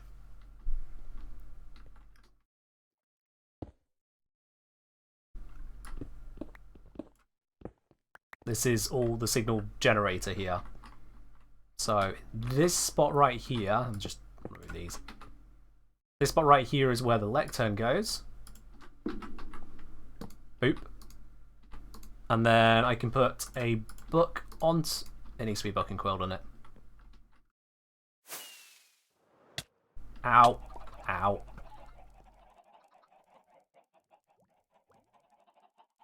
Put repeater after 15 dust, but I have to work fast travel 15 blocks to first place. Right, no, not enough space. Yeah. This just gives me more control over it because I don't need to then rebuild the whole circuit if I go, oh, actually, you know what, 14 or 13 or 12 would be better. This allows me to just set it with the lectern. So I've got a dial I can tweak later as well. It's one of those bits of redstone manufacturing which is just future-proofing the tweaking. And again, also allows me to put the daylight sensor wherever I want that as well. So there's just plenty of reasons to keep it together like that. You're very right though, I could theoretically just try and manipulate a 15 signal out of it to the perfect repeater. That just adds a load of fiddle work that I can do without.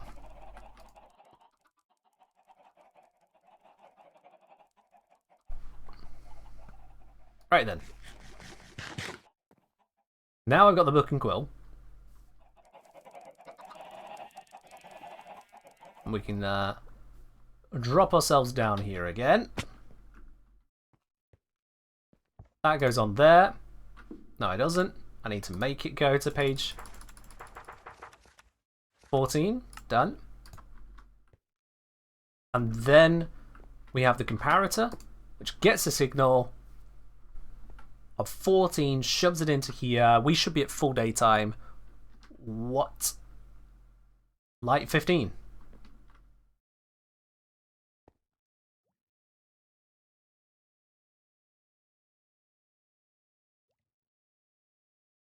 It's about the level of the strength of it, Chuck. With this at full daytime, it should give me full 15 right away. But the problem is that that's not giving me the output I was expecting.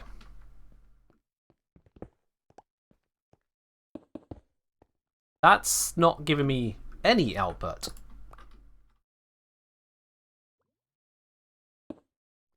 What signal strength are you producing? Where do I actually see that? Power 11?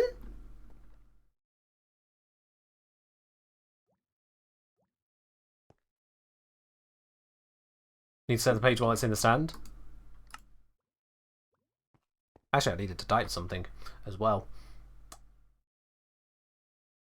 Thank you, yes, I do need to do that as well. Dot.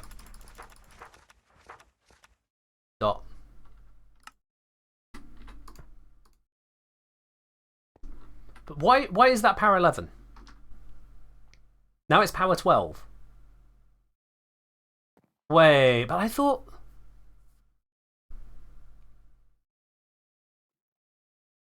I thought daytime was full 15.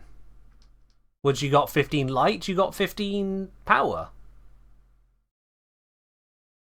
13. It's definitely going up slowly. Right, okay. That's no good. Daylight 15 is 12 a.m. Only 12 a.m.? I think you mean 12 p.m. But yeah. Because you wouldn't be saying midnight is full daylight. Right, that's problematic. So, what values do I actually want to work between? This actually only adds to the reason for using this, because I can calibrate that to the actual level. There we are. This has already just proven itself the correct way to do this chalk. Because now I can manipulate this lower based on my inaccurate knowledge of daylight sensing. Idiot proofing. It works. Right, daylight sensor Minecraft. I need to know this actual value then. Minecraft wiki, not the fandom one, the Minecraft.wiki. We go to the proper wiki, not the shitty wiki. So, let's see then. At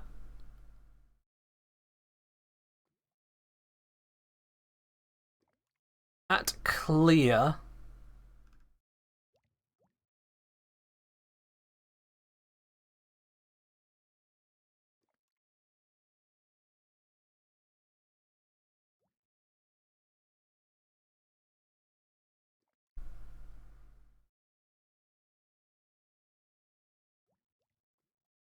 Oh, this is a mess. It puts out nothing between 13,000 to midnight, which is 18,000, to 22,000. 22,000 to 22,331 to 22,781, it's power 1.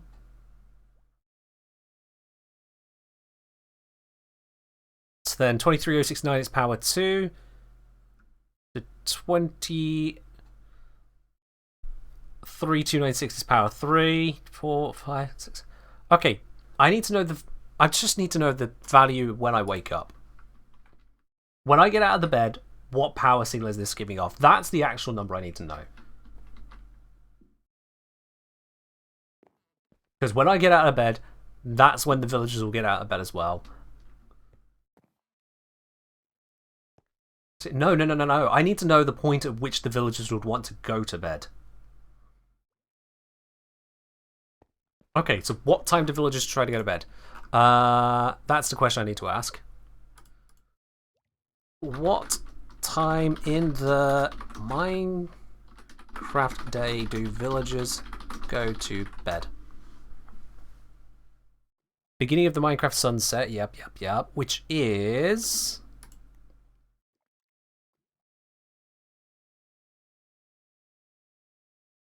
12,000 on the day ticks, and 12,000 is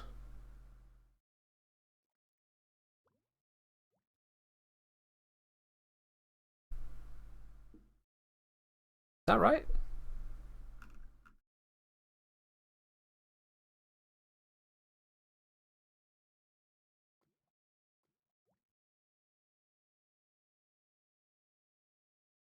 Yeah. 12,000, we're going to get a power of 7 out of it.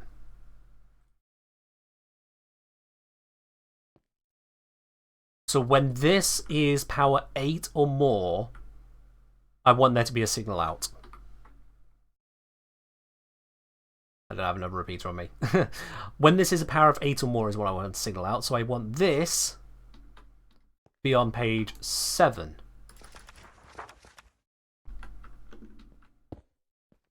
Which means that at the moment,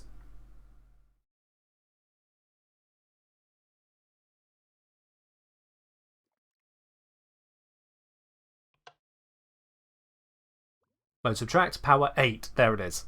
And it's going down because the sun is moving over. There we go. Right. That should give us the power. This will depower when it is time for the villagers to want to go to bed. There it is. Okay. Cool. Ways and means. Keep ending up on top of those lamps. So, I now need another redstone repeater.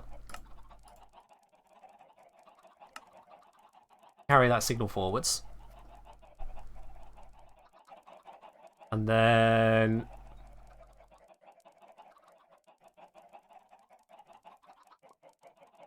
And then I'm going to need the honey blocks. Now that I don't have, do I? This is where it all starts to fall down, where the farming needs to happen. In fact... I got something for this, didn't I? I put it right there.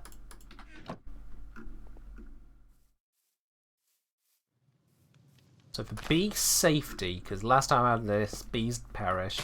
If I do this, the likelihood of bees dying to that fire now should be as low as it gets.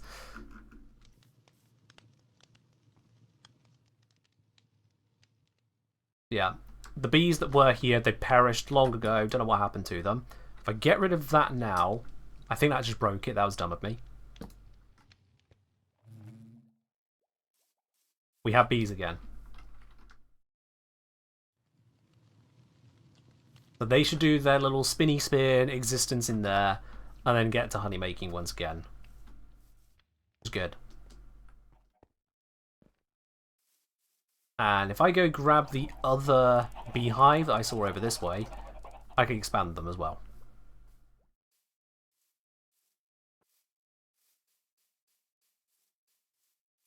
Let's see, where was it? It was over this way. There it is. Heard no buzzing at all over here. This is not a new growth, so there's going to be no bees, so I'm just going to take the hive as is. You can be a beekeeper? Yes, you can. You can keep bees. Alright.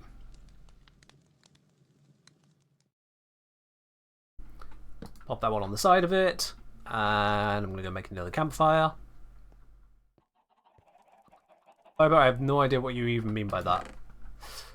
Oh, I have another bee's nest. Does this have bees in it? Why do I just have bees nests around this area? I've not had bees for so long. No buzzing sound from this one either. Not great. What else do I have that I've just forgotten about? Alright, that should be a limit of that at least.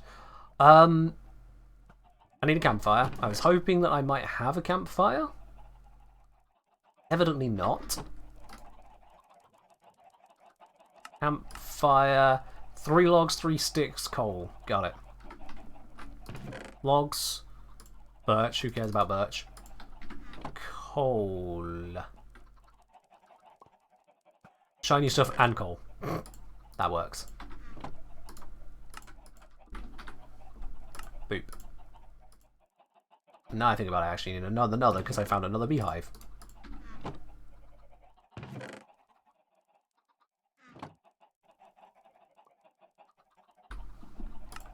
Boop. And I'll want to have myself some carpet to stop the bees from going straight into it.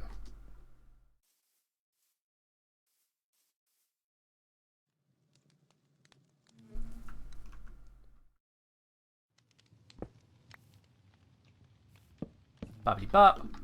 Bap bap. La. Huzzah. And then we put the safeties.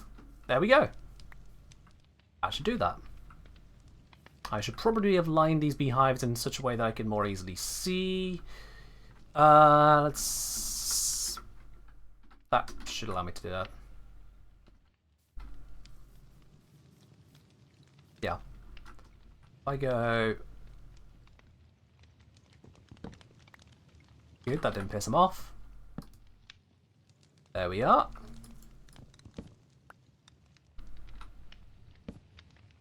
I should probably have checked if this carpet is actually protecting them. Yes, it's protecting me, so it should protect them. Cool, there we are, that should keep them safe.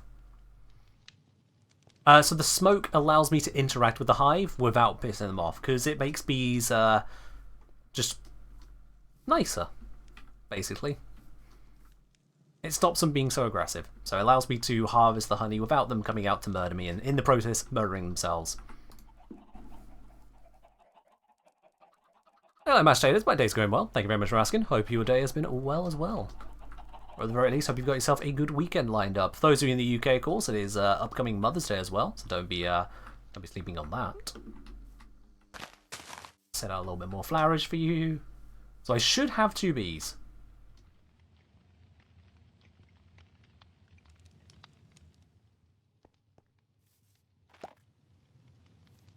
Yes. How the... Why are you up there, sir? What? What? I say, I do indeed say. B, sir. Sir, B. Mr. B, sir. Sir. What?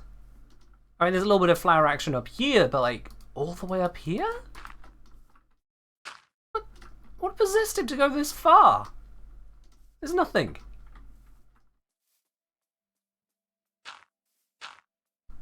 There's nothing up here for you, mate. What the... Okay, there is a bunny.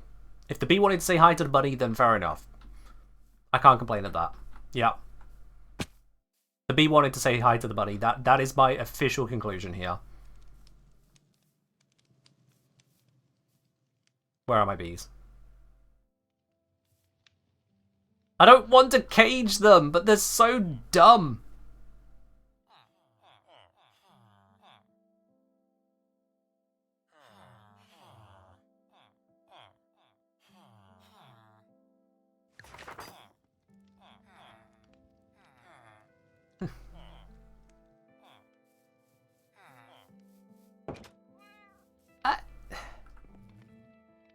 Wait.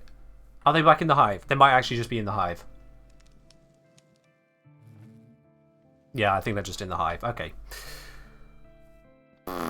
Also, yeah, I'm getting rid of that water pool. They are so going to drown here. I see it now. Bees go straight into that. End of bees. I really hope they survive. I'm going to get some flowers and breed them. Organics, where are you? There we are. I know where I have a bunch of flowers.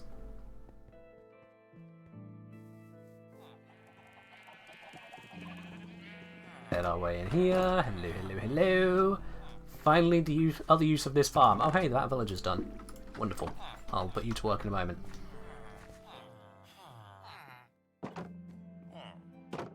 Alright. I need the bees to get beesy. There's 1 bee. Hello. Where is your friend?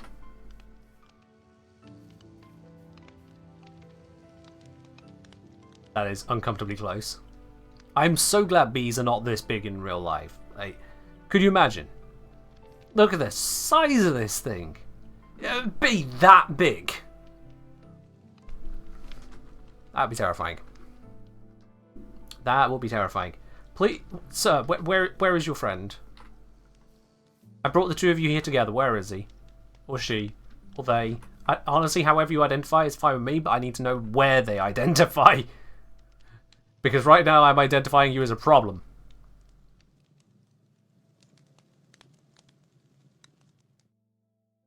You stay here. We're going to find the other bee. Because I don't hear it. I don't see it. And I don't like it doing this. I brought 2 bees. We saw 2 bees. Where is the other bee? I wish I could just... Does it not tell me how many bees are inside of one? It doesn't, does it? No. It tells me the honey level, not the number of bees in there. Did it actually go into there?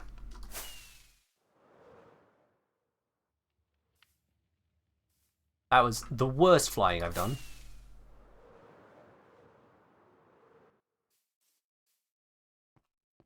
Hello? Hello? Hello? Mr. B? Mr. B?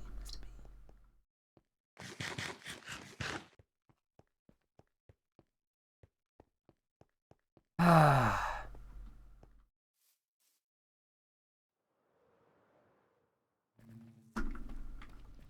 Well, this is immensely frustrating. Outside of Vigil Hall? Oh, did they go in here? They won't have gone into that. If they went into there, they're dead. Ow! That was embarrassing.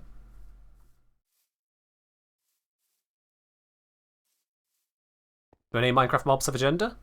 Yeah. Gender is a very malformed concept in Minecraft, and you know what? That's for the best. Okay, this is just all one interconnecting little cave system up here, and it is completely devoid of bees.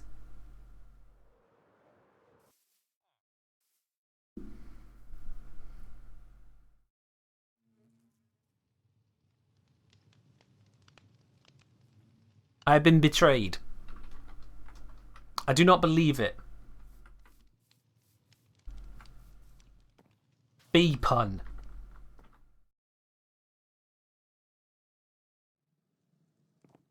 Beck. Right, okay, well, honey is kind of necessary for the setup I'm going for here, so, that's a problem. Right, we definitely have one bee. I mean, I can grab the honey that one's made. You know, that's something.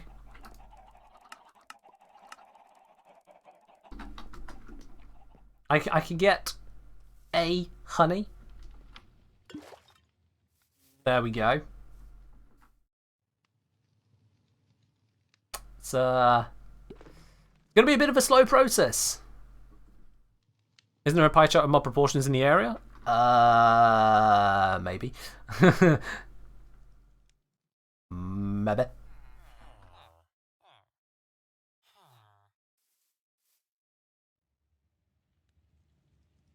That's a problem. Right, I could go flying out for more bees, and at this point, considering I need the bees, I probably should. That's going to be the next best thing to do. So let's drop off the things I don't need to be carrying right this second. Yeah. That'll do. I'm only going for bees.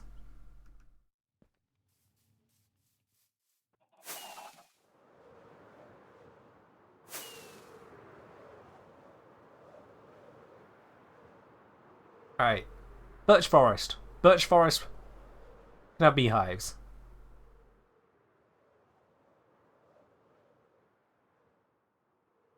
Have a careful ganders.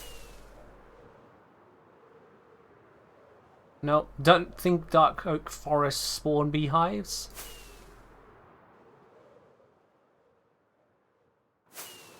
Hives are a crapshoot. Hives are a crapshoot, but I need bees. I thought I had to. Bee! Alright, where do you go? Show me your home. Where doth thou live, O bee of the wilderness? Wait it. Pretty sure you don't live on a tree, mate. You were a... I know we talked about the birds and the bees, but they're still meant to be separate entities. Sir? Sir? Hello? Ah, there he is. Right, where do you live, OB1? Would you like a new hive? I have an empty hive I can bring you. Would you sit in it?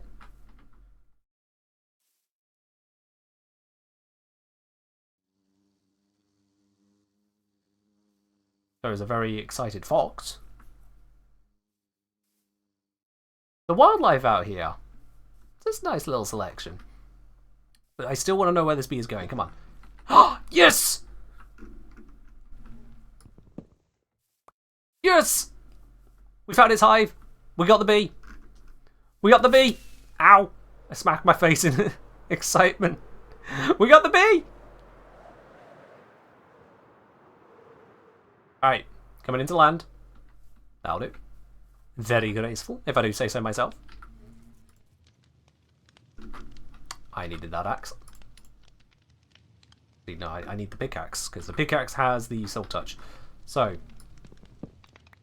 grab you, replace it with you. The bee will be doing its thing in there. That'll be fine. Both of them are doing their stuff at the same time, which is, again, perfectly fine. If they both come out together, I will be able to then read them up. We're getting there. You solve one problem, and then another problem, and you keep on solving problems, and if you do things right, you get Minecraft. Hello! Welcome, welcome, welcome. You are a very welcome guest in this fine, fine establishment. Look how open and free range your existence is. Please don't mind the lack of treeage that your beehive is attached to. Your beehive has been upgraded with levitation smoke. Yes, that's what this is. So you can enjoy a sauna and just a hovering hive. There's no rent here. There's no council tax. Oh, he's in. Where's the other one then? Oh, is it because it's nighttime? It's because it's nighttime. Yeah, yeah. Go to sleep. The bees will come out. That's how bees work, right? The sun rises on a beautiful day, and the bees are feeling proud.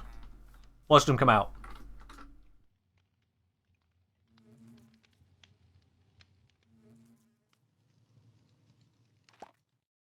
Okay, there we go. That's one. If we just hold the flower, this time he won't go back. He will just stick around, just idly buzzing around me until the other one pops out. That's the new plan. This is what I should have done in the first place. Fun fact, in the nether, bees will never sleep because there's no daylight cycle. True, there is that, yeah. Also, fun fact, if you get the appropriate biome in the nether... Sorry, not a biome. If you get the appropriate biome in the overworld, or just anywhere in the nether, you can set up a sheep farm using bone meal, because sheep will eat the grass that grows before they eat the actual grass block. So if you grow grass, they'll eat that instead of the block, and you can have a much more concentrated farm. But you need to have the right biome, because if you have any old overworld biome, you might have one that spawns flowers, and if a flower spawns, then you're kaput.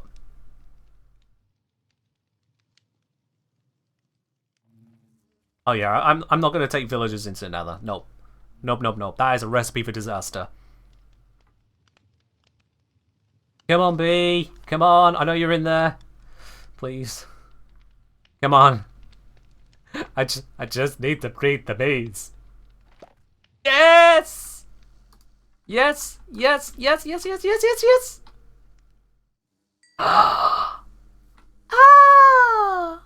Look at it! Oh, it's brilliant. Oh, I love it. Okay, that's far enough. That's far enough. Thank you. Okay, good, good. Stay here. Oh. Let's give some more flowers here. Lots of flowers. All the flowers. Bees love flowers. There they are. Clearly how bees reproduce? Exactly, yes. They have a beehive, they have flowers, and a very helpful demigod. That is how you get bees. Ah, it's so lovely. Hey, look at this. And we got imits as well. Yes. Ah, this is great. Okay, cool. So, now I've... we're going through all that. Right. Let's figure out the rest of the circuitry on what I was doing otherwise. So... grab anything circuity. And let's do the figuring and jiggering and poking and smoking and stuff. Yes. Can I get a vial of lava? Didn't think so. Mild curiosity, mild disappointment. Alright then, so this is powered up to there. We then have the repeater, which turns the signal from minimum strength into 1, 2, 3, 4, 5, 6, 7, 8, 9, 10, 11, 12, 13, 14. It's one block short. What is it? No, actually, I don't think it is. 15. No, I don't think it... No, that's might actually be the perfect amount. Yeah.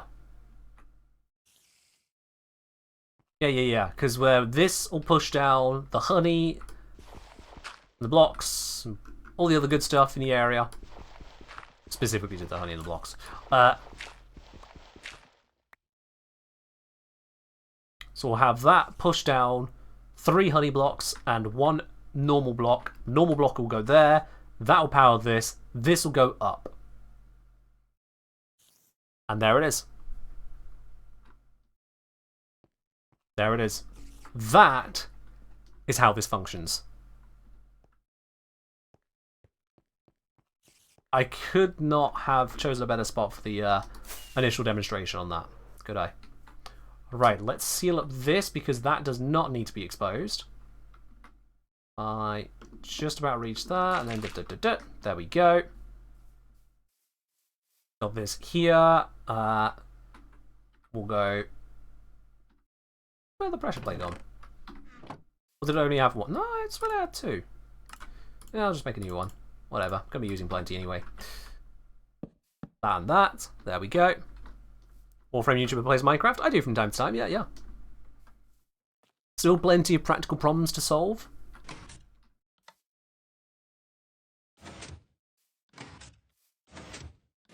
There we go. Either one activates the piston. That is good. So then let's mark out the blocking terrain. Like so. This I can safely clean up now. Where's the rest of my dirt? Let's just put more of the blocking terrain first.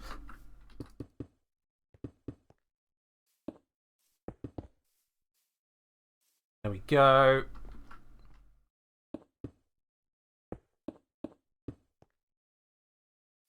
Like so. And then what I'm going to do for the test is I'll bring the villager over here. I'm just going to have like a basic holding location for them just to do the test. I have it there, and here. Do I have a bed on me? Nope, I'll bring him a bed.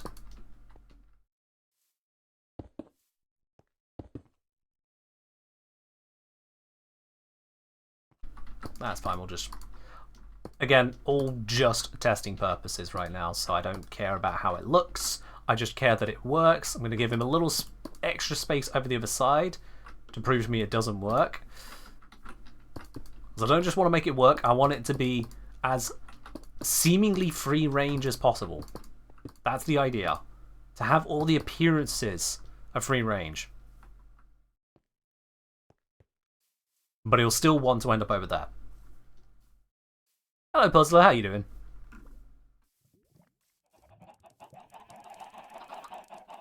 How's it looking on the bee front? I don't believe we're making much at the moment, but that is fine. The honey level is increasing.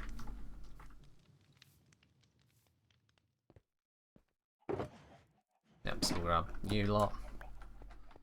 And grab my dirt.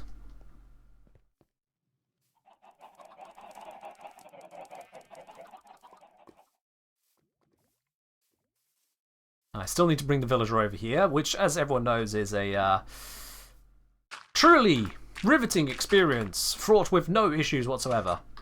That's good. I do need to work a block for them.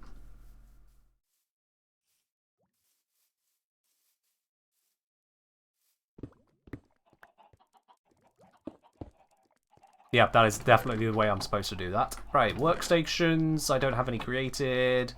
Do I have flint? I do. Good. Use that. Make fletching table, because fletching table is great. Fletching villagers are great. Right. I know I have the slime balls and I could be making slime blocks right now, but my slime is in limited supply and I'm going to need that for sticky pistons. So that's why I'm not using that, in case anyone's curious. Do I have honey hiding away? I mean, it's only... I'd love to go through all this and be like, oh yeah, here's some honey, but no, it's all going to be in my organics. I only have 2.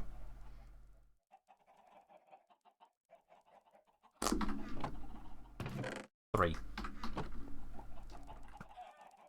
Yeah. Also, those I really should be just shoving into the system, so let's do that.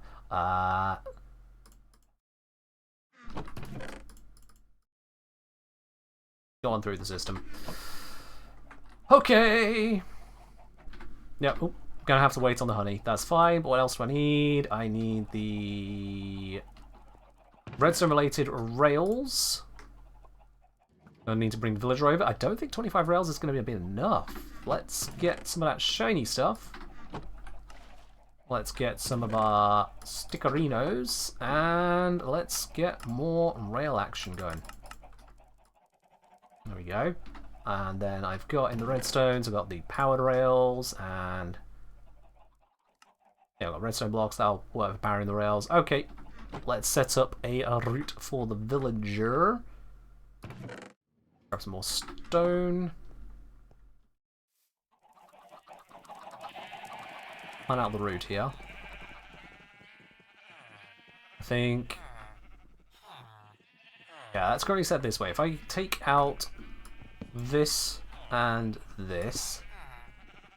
that's unfortunate.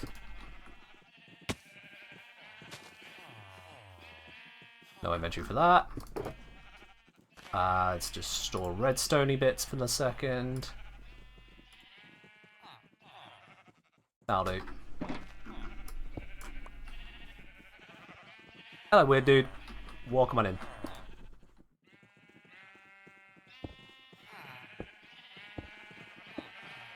Those sheep are most certainly annoying, but it's fine. In a future development on this world, I will give them a nice ethical place to live. Far away from my ears. Probably underground. Sheep live underground, right? Yeah. Sheep are definitely subterranean animals.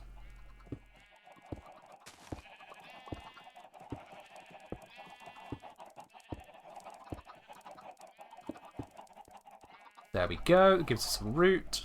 I should probably sleep.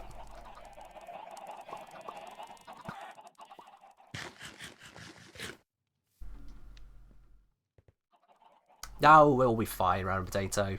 I won't actually put them underground. That would reduce the rate at which grass spreads, and that would be inefficient. No, I do have a genuine efficient setups. Not hugely efficient, but I do have genuine ethical setups in mind for the chickens and the sheep. It's just they're far less interesting to look at and to develop. I want to do the interesting bits right now. Okay, so let's get this rail set up. And you know what, I'm gonna have a booster section here.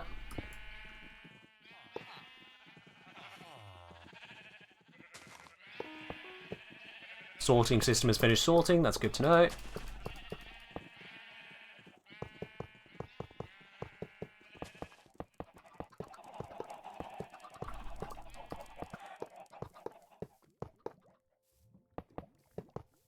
Let's give it another boost here, just to make sure it's still going fine. I didn't need to put that there.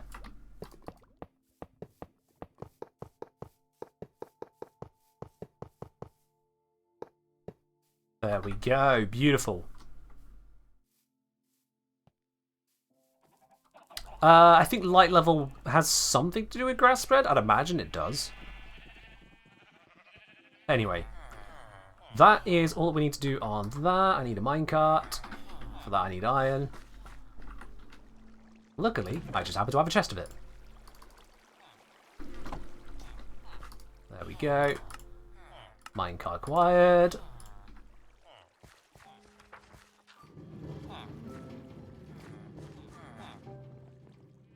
Yay! Look at him go! Yay! Alright, cool. That is the next step of that. I need to swap out this for the crafting bench. You'll want to get hold of. Assuredly, certainly so. There's nothing else he could want in life other than that crafting bench. Right? So now we just need to verify that.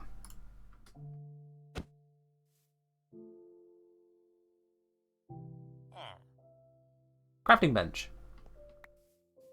Yeah, right there. Crafting bench. Crafting bench.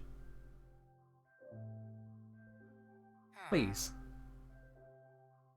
The crafting. right there.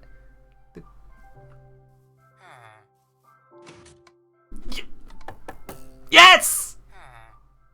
Yes! He goes right up to it. He steps right in. Yes! Oh, that's wonderful. Yes. And of course he steps out, but that's why we have the daylight sensor process and whatnot to lock him in. I can trade with him. It's brilliant! It works! It works. There we are. Actually, I'm just going to leave that for now. So all we need now is the honey. That's it. That's the entire rest of what needs to happen. I get the honey. I made the honey blocks. I can put it all together. Bada bing, bada boom. Everything is awesome. It's that simple now. Honey. Honey. Honey block acquired. We just need 3 more honey. And I will have myself everything required for 1 villager cell. Whilst I wait on that, let's make that one my spawn and give this one to the villager. The villager needs a bed. Again, ethical considerations. Villagers want somewhere to sleep. Even whilst we're in this holding pattern of a setup, we can raise this a bit so that he doesn't, you know, get any silly ideas. Up. And green particles. He's claimed the bed. There we go. That is good. So the idea here, for those of you who haven't cotted on or not followed all the way through, I'm going to have around here villager sections like this one, and because they claim individual job site blocks, they walk up to that block and that'll secure them in there. And then when it is night time, they'll go to their apartment, which I'll have on higher floors. They'll climb up it and go to bed.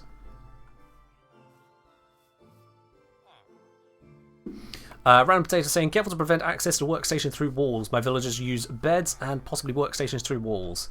Yeah, so by having the cells, I will have them slightly more spread out than your typical villager setup.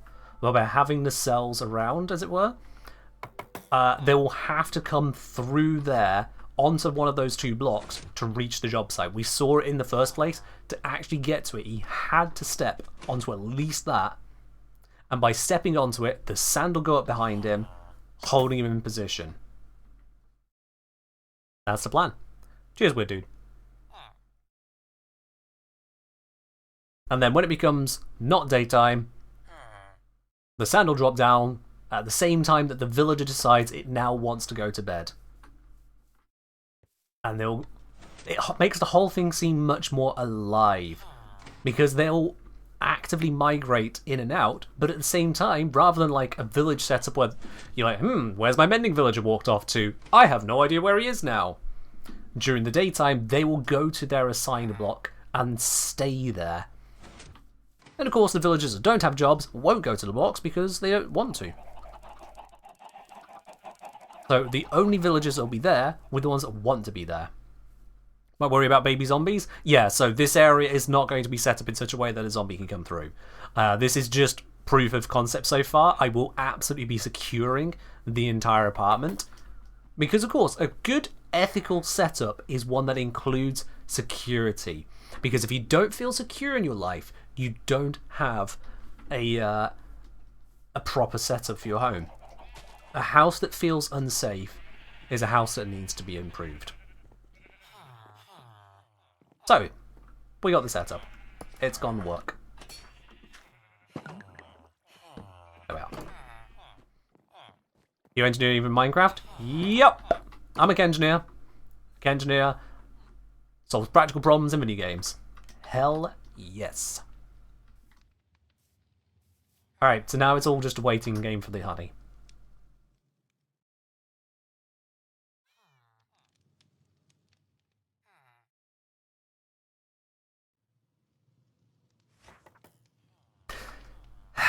Alright.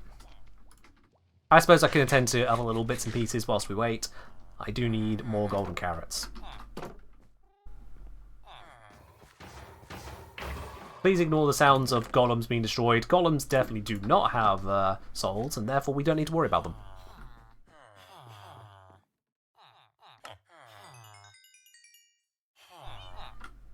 Alright, so that's done with him. And then you have my carrots? Yes, you do. Yay! There is one issue with my setup so far that I haven't considered up to this point just now. Experience. How am I going to get the experience from these trades?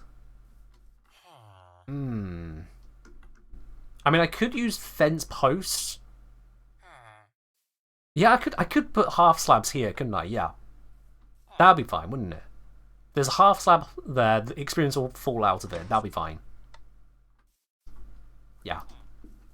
That'll be fine.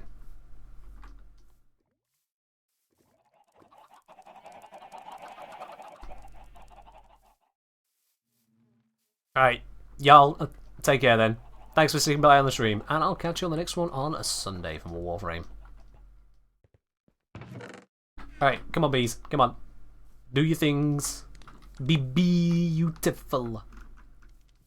I'm going to wait here with some poppies, so that, or is it roses? One of the two. So the next couple that come out, I'll be able to breed up again.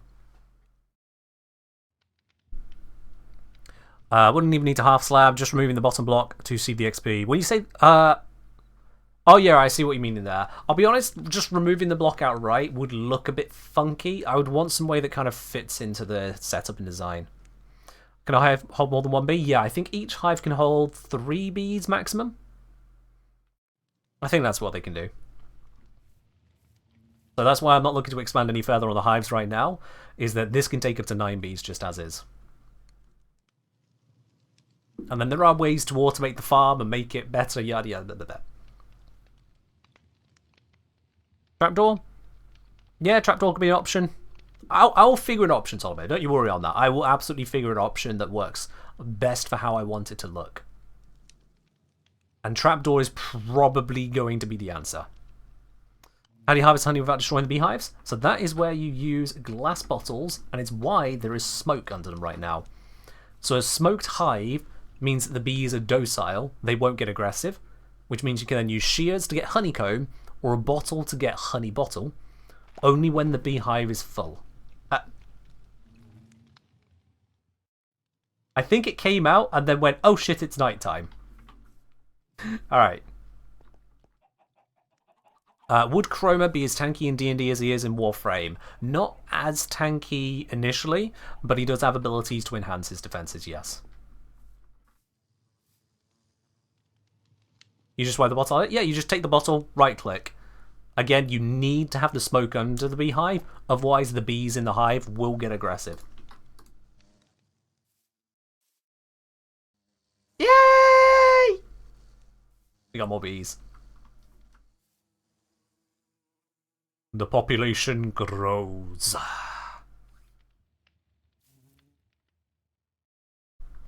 So I build a honey farm in the end? Oh yeah. Eventually, it would develop into a proper honey farm. The other one go. They keep doing this, they scare me. After losing previous bees, I get so easily scared about losing them now. Have I ever played modded? I've played little bits of modded here or there, but I like working within most of the constraints of vanilla. It's just... There are some aspects I would like to change, where I feel the game design is sorely lacking. But otherwise, I work with the game. I find, for myself, having a game set by someone else and then playing into it is easier for me to enjoy than if I start changing the nature of the game. Because then it all too quickly becomes the equivalent of a give command. If everything is done, what do you need to do? You know? It's like transporting the villagers and working with their pathing mechanics, working with the bees and transporting them, realizing I've accidentally just trampled a crop. Whoops. All of that.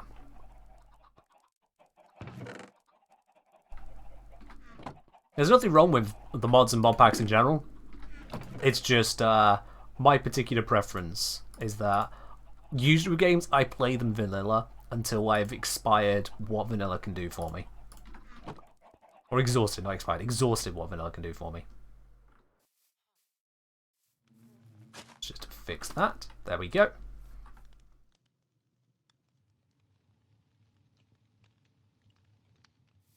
It's like, for example, the Create mod.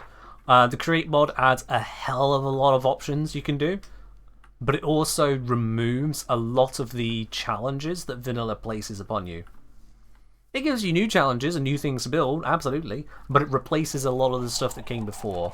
So I wish to exhaust to my satisfaction everything of the came before then altering it with Create. Things like that. Look at this guy just dutifully here. Not greatest of trades, not gonna lie to you. Tell you what. I got slabs on me, there we are. Do that.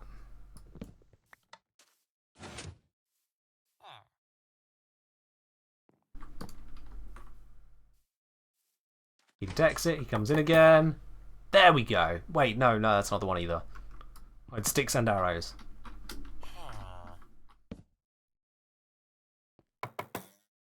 Nope. Come on, for the one that starts this off, you're going to have to be the right one. Come on now. This is again what I'm talking about with from earlier about the changing of villages that I would do. Is you'd be able to assign a trade. So I'd be like, in this case, I would assign the trade of offering him sticks, replace that gravel one. Because it's a trade that he can have, and a villager should respond to demand. Not the demand, the player makes a demand, but why would the villager trade something that's not being traded? Rather than doing this, which is eventually going to give us what we want anyway, it's just adding needless busy work. Right, I want to lock that in.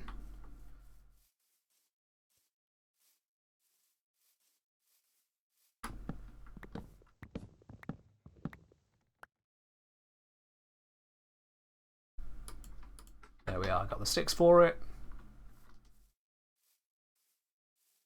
Hello, sir. And that is locked in. Cool. That worked for the XP for now. That works for now. Played Hexit really much because it had RPG elements. Yeah, fair enough. That's absolutely fair enough. Again, going back to our earlier conversations on the topic, it comes down to enjoying what you have. Make the game what you want it to be. Hey little one, would you like these? No? Yes? Yes you do. Hello? Just get rid of that one there.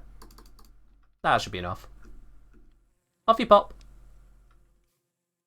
Oh, I think it just grew up right there and then, did it? Did it? I can't tell. No, that's still small, isn't it? Is it? Yeah, it's still small. It'll grow up soon. I just want that little bit of honey. How's the other hives doing? We've got nothing in this one, 4 in that one in terms of honey. So this middle one's currently not being used at all. But as I get more bees, they'll start using that as well. That'll be fine. I just want to know that this daylight setup works. That's all I need at this point. To know that for certain I'll have the honey set up. The villager steps in and gets locked into position because they've chosen to go to work that day.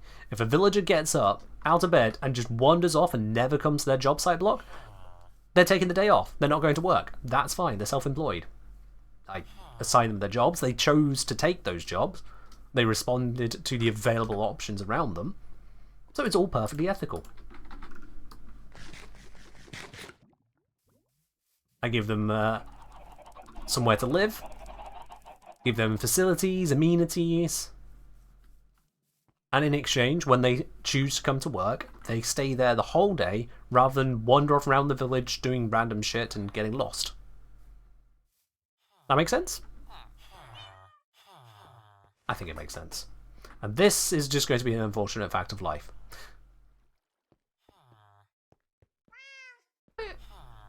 The bees are doing some silly bits, aren't they? Oh, more honey. More honey. Yes. Yoink. 2 more to go. Is it? Wait, no.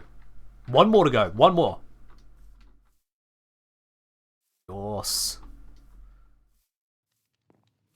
I know the bees travelling so far is an inefficiency as well. They take so much longer to get back to the hive. Blah, blah, blah, blah. Ah, Leanne, no. You see, Leanne, you misunderstand. All this effort isn't just... Yeah, no, just leave the bee here. All of this effort that I've gone to isn't just a daylight sensor. If it was just a daylight sensor, that would be the easiest thing in the world. That would be lazy engineering. But you've forgotten about the pressure plates. You've forgotten about the piston. Just to power it off? No, even smarter than that. This is an AND gate. When the villager stands on that pressure plate, the piston will extend, pushing down a block into position here, so that the signal will power the block, which will power the repeater, which will power the piston, and shove the sand up. If it's not daytime, there'll be no power to send, and if there's no villager in the cell, there'll be no block to carry the power over. It's an AND gate. Both the villager and the sun need to be in the right position.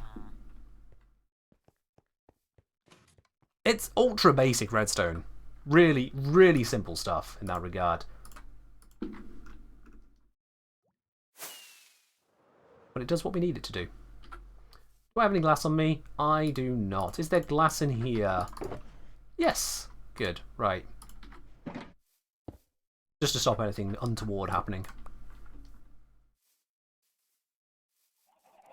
Can't you use it as sending a redstone tower? What, for the signal down from the... From the one that the, let's say, villager is on, Solomir? Because, like, sure, I could try and finagle my way. Redstone going downwards is a bit of a problem. It doesn't like to transfer downwards. So I would need to make a bigger platform and area for it. Whereas with this, it'll just be straight down. Need an air gap, but otherwise just straight down. And that connects in. And it means then I can have the next cell just a few squares over. And there's no risk of electrical connections from redstone lines lining up, as it were. The guy's all smiley. He's gone to bed. Beautiful. In a very, very, very long time, that is the first villager in this area to be able to actually just rest. The ones up there are being scared shitless by zombies. The ones down here are stuck in minecarts. It's not very ethical. Don't even get me started on the animals. It's finally moving towards a better life for them. It's just a bed at the moment, but it can be so much more. Think of like little micro apartments. You have the villager block down here. Obviously, we'll be looking at an anvil. And then when it's bedtime, it can go up the stairs to its apartment. And I can have multiple villagers in the same kind of area, so you've got that social interaction. And they can, all of them, go up the stairs and go into their individual apartments. And if I have multiple floors to it, however I expand it, all absolutely bueno.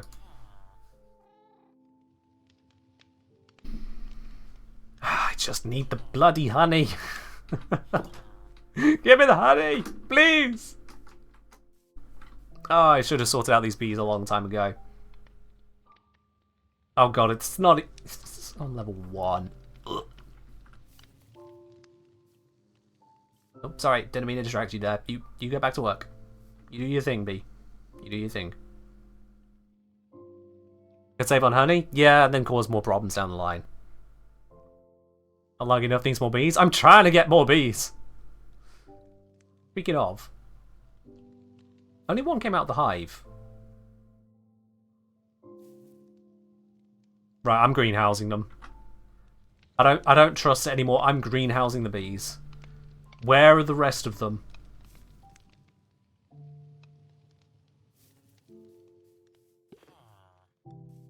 Where are the rest of the bees?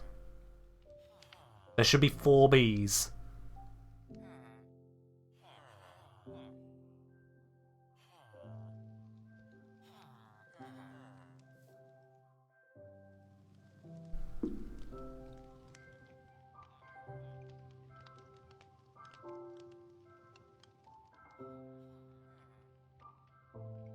Come on. Please. Bees.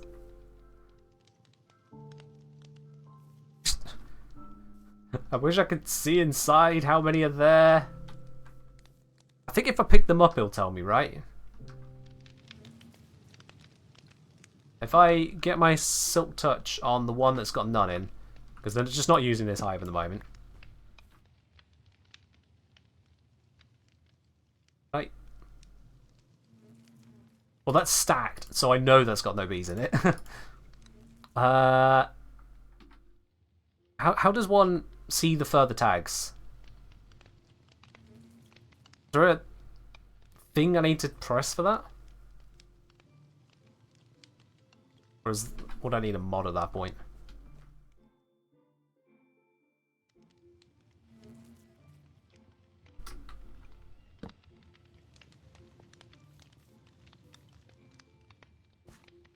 Okay, I'm gonna... For better or for worse, I need the information.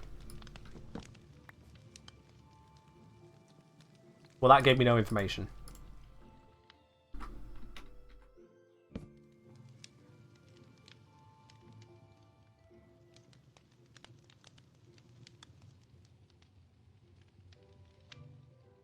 Buzz? Hello? Buzz? I know they're not in this one because I swapped them around. Yeah, no, they are in that one. Okay, cool. I only have 1 bee. Where are my bees going? Oh, I didn't want to greenhouse them. I'm gonna have to. They're just too dumb. Let me see if I can find the bees. Yeah, that one just went back in so quickly. I'm gonna have to go hunting for them. Where are they?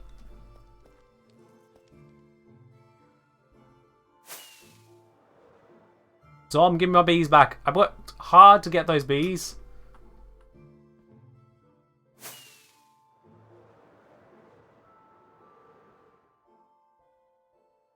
Around here anywhere? No?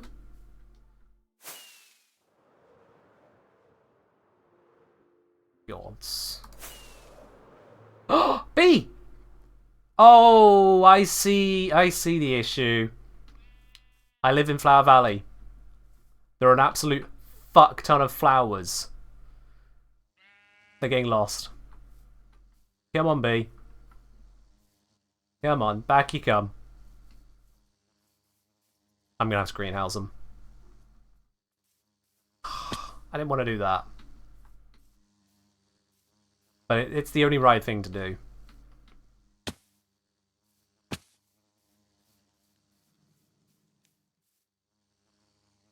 Right. You should detect you need to go into your hive now. There we go. I've got 2 bees.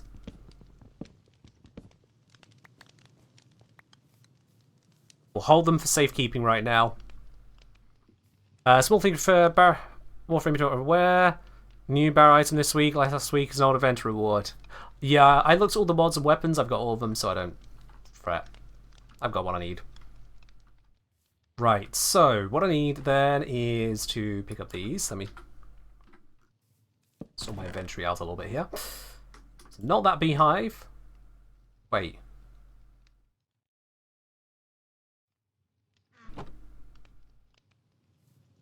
These don't all have 1 bee in them.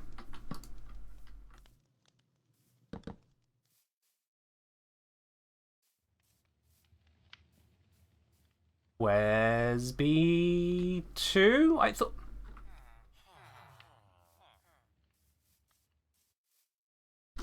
Honey level 0, 0, 0.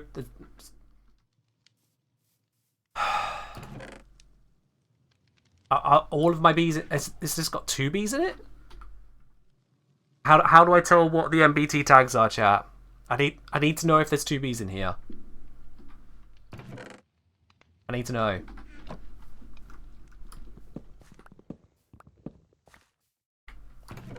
God, this is slightly stressful, actually. Alright. Greenhouse time. I need glass. For glass, I need... Shiny. Nope. Glass. Did I use it all up? Put it in a chest somewhere?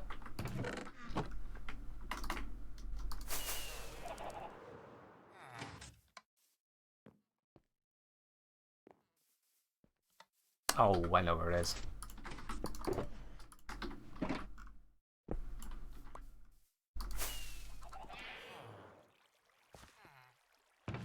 I found it. I already have iron on me, it's fine. You give, thank you. You give, thank you. You give, thank you. And lastly, come on, reset. Thank you. There we are.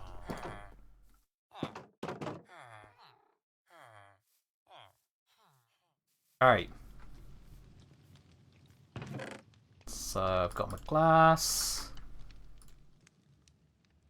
Some stone. Some dirt. Flowers. Let's clean up these.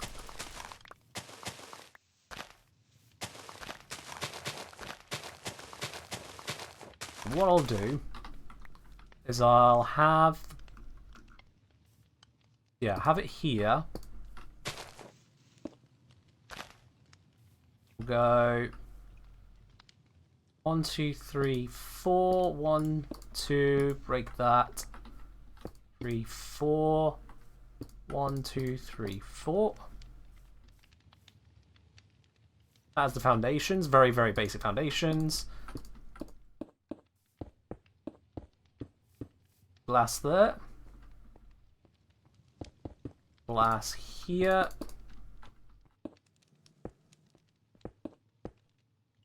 And then I want to go in a bit, all the way around.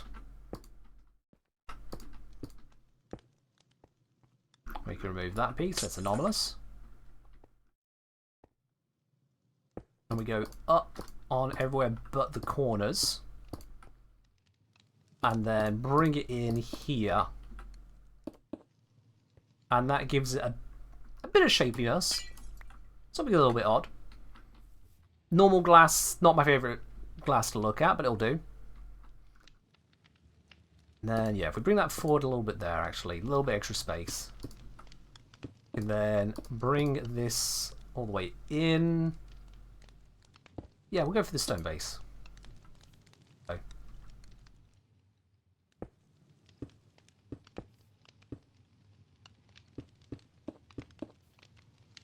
Cool.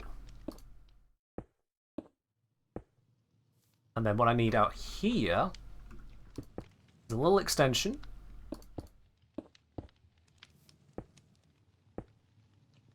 Like that. And then what I can have is that there, that there. I'll need a couple doors. Go wooden crafted. Yep, I've got a couple doors ready to go. Beautiful. This will give me an airlock system, so that if a bee is trying to escape, I can coax it out first and then continue on. Because I'm not having to do this many, many times over. That would just be dumb.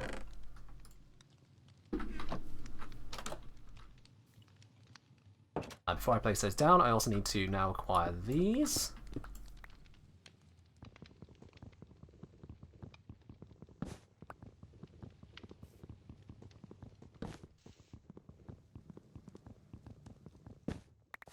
There we go.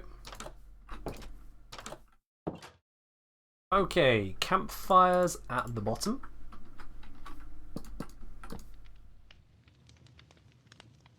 Stone to stop the bees being idiots.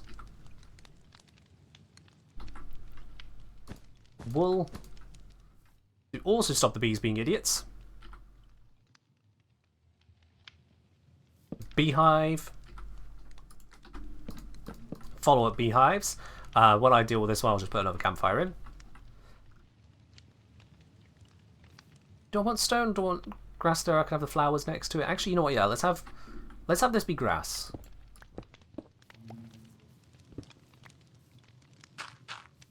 That'll turn it into grass. That means I can put these here as well, so the bees will interact with yet more flowers. I want to mix flowers in here. Keep it interesting for them. There we are. And that is a simple little bee greenhouse. Let's extend out the train a bit here. Looks a bit odd.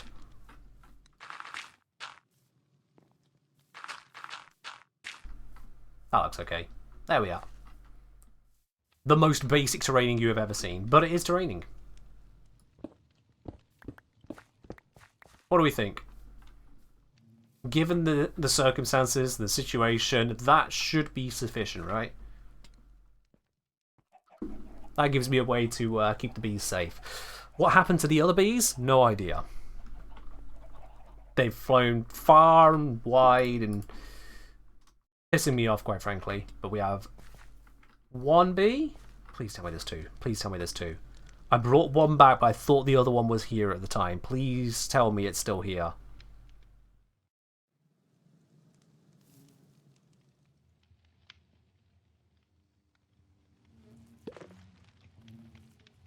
I'll be honest, I'm not hearing it. Bee! Bee!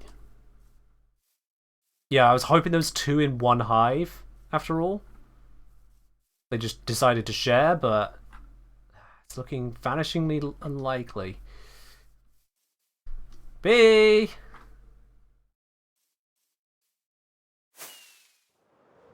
Come on, we want to be wrapping up at this point. Where are you, bee?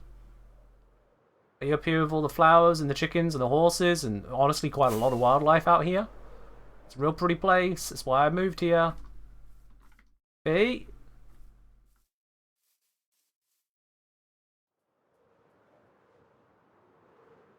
How far could they have gone?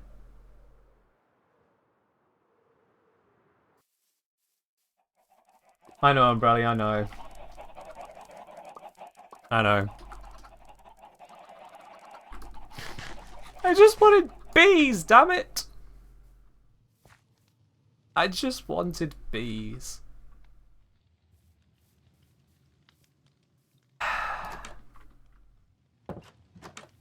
But I don't think I'm going to get such luxury. Not that easily. Okay. Given that I very clearly have one bee, fly out once more. I have the rockets on it, yep. Go out this way this time. Keep our eyes on us. Eyes very carefully peeled.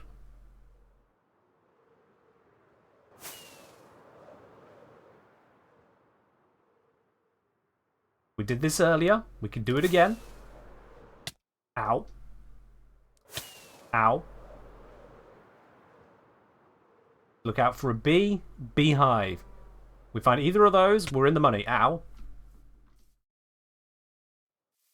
That's all we gotta do.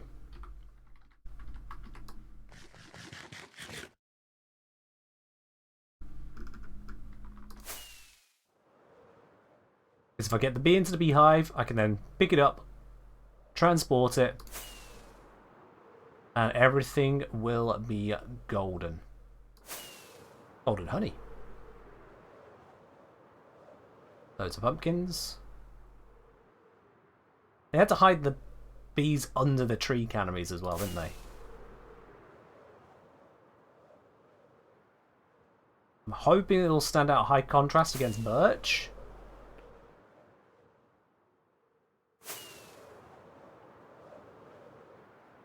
Come on.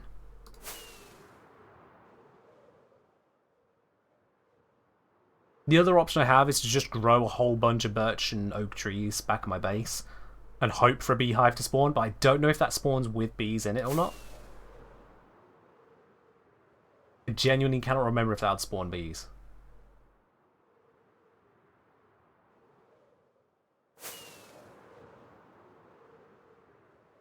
And I don't remember them spawning on pine.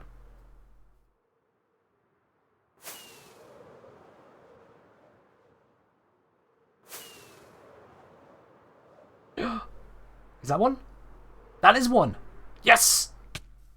Yes, yes, yes, yes, yes. Okay, we got a beehive. We got a beehive. All we need now is the bee with it. Is... Ow.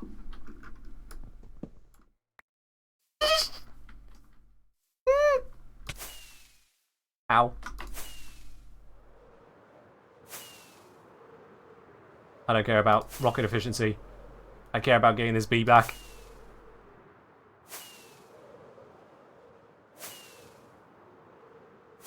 I can get more rockets. I can't get more time. I say over time and just control it myself or whatever.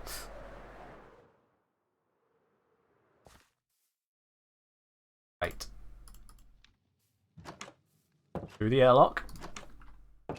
Safety first. Verify. No honey.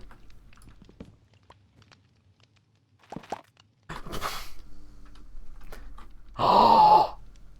I got 2 in 1! There were 2 bees in that hive! Yes!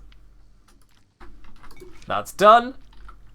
Honey acquired. No one's unhappy with me. I slip out. The bees are safe. We have a sanctuary for our bees.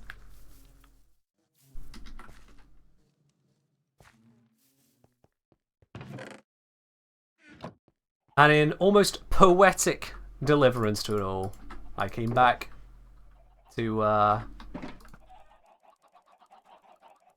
another block of honey to go with that one. Oh wow, brother, yeah, that is a bit behind, isn't it?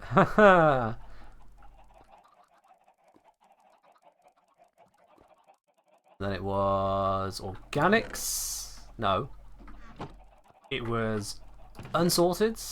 No. It was.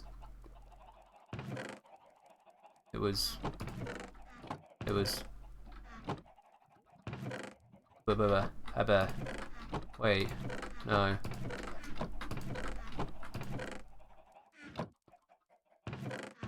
There it is.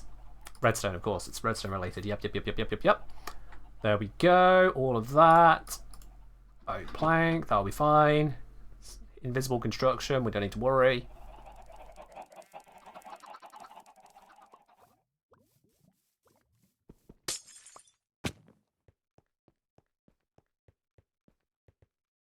Go. That is currently extended. That is the position it should be in.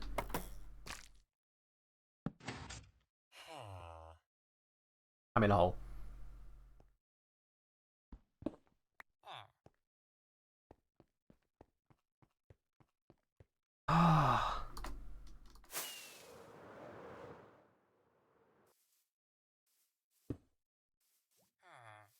And he is secure.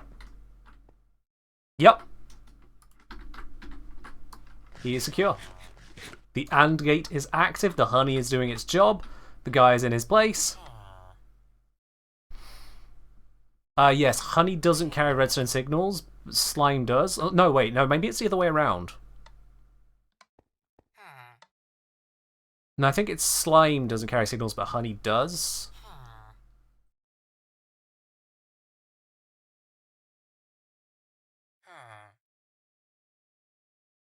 Could have sworn it was honey that did and slime doesn't, because it was causing issues for a flying machine, because I tried making it out of honey, because honey was much more accessible than slime.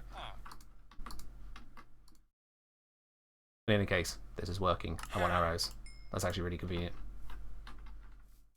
I know, Daitai, I know. I just want to verify the sun is going to go down. I want to verify this last detail. Yeah, we're on Java Edition here.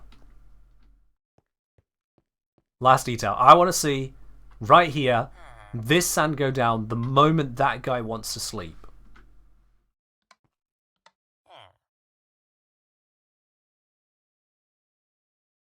Are you trying to sleep right now, so I can't tell?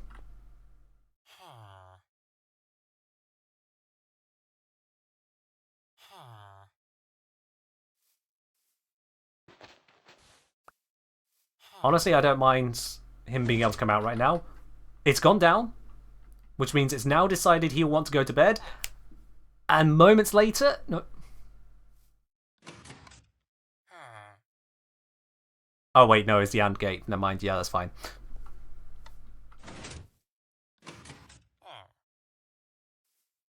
So at the moment he would technically still be in the cell. I'm using this to see when would he want to go to bed. Don't pick that up. Oh. Let's see the timing. And this is all vanilla, Dave. All vanilla. Come on, come on, come on. Get us to the night time.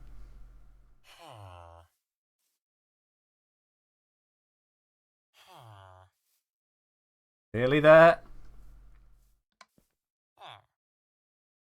Nearly there. When this goes down, he should go to bed at about the same time.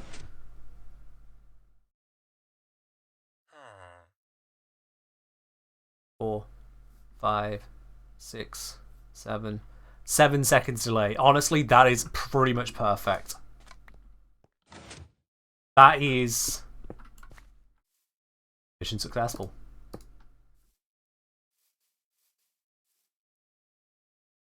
That is absolutely mission successful.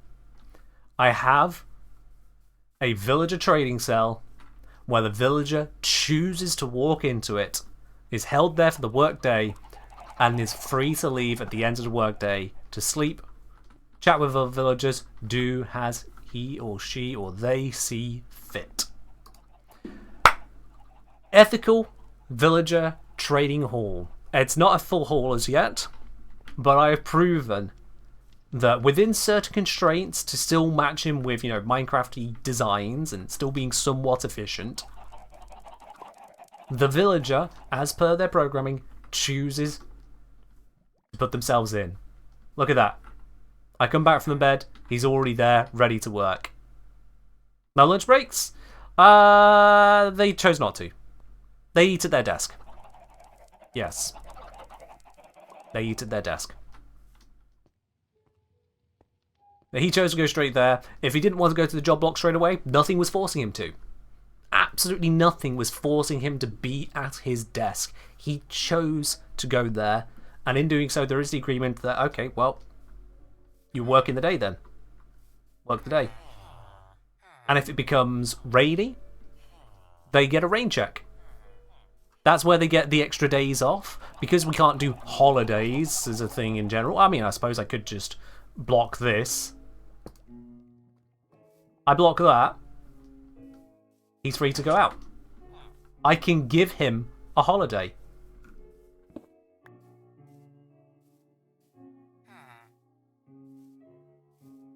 Are they allowed to unionize? They don't want to.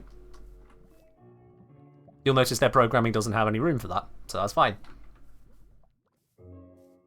But he's choosing to be at the work block. And then, for efficiency's sake, we have this, which locks him in place. So you'll notice now, yep, he's held there. There we are. I've done it.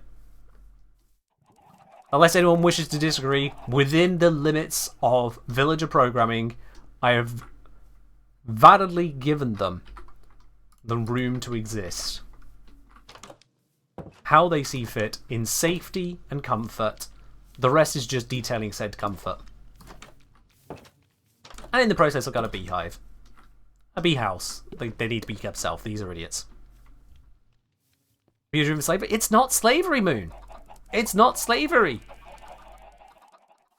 He chose to go to the block.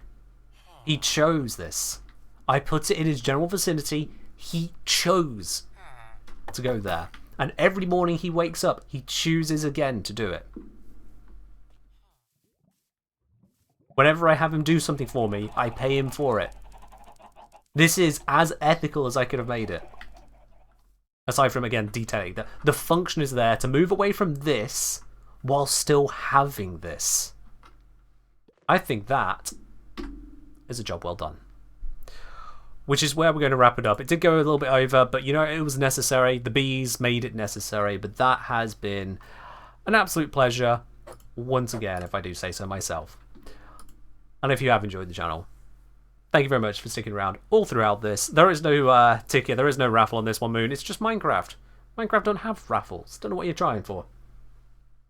But that is where we are going to wrap it up today. I'll be back again on Sunday with some more good old Warframe. But in the meantime, you have yourselves a wonderful weekend. Those of you in the UK or wherever celebrates it as well, make sure you remember it is Mother's Day this weekend. You know, don't be a bad kid unless you have family reasons. Otherwise, in which case, you know, I'm not going to ask. Otherwise, I will see you in the next one. Be your very best selves. Bye bye.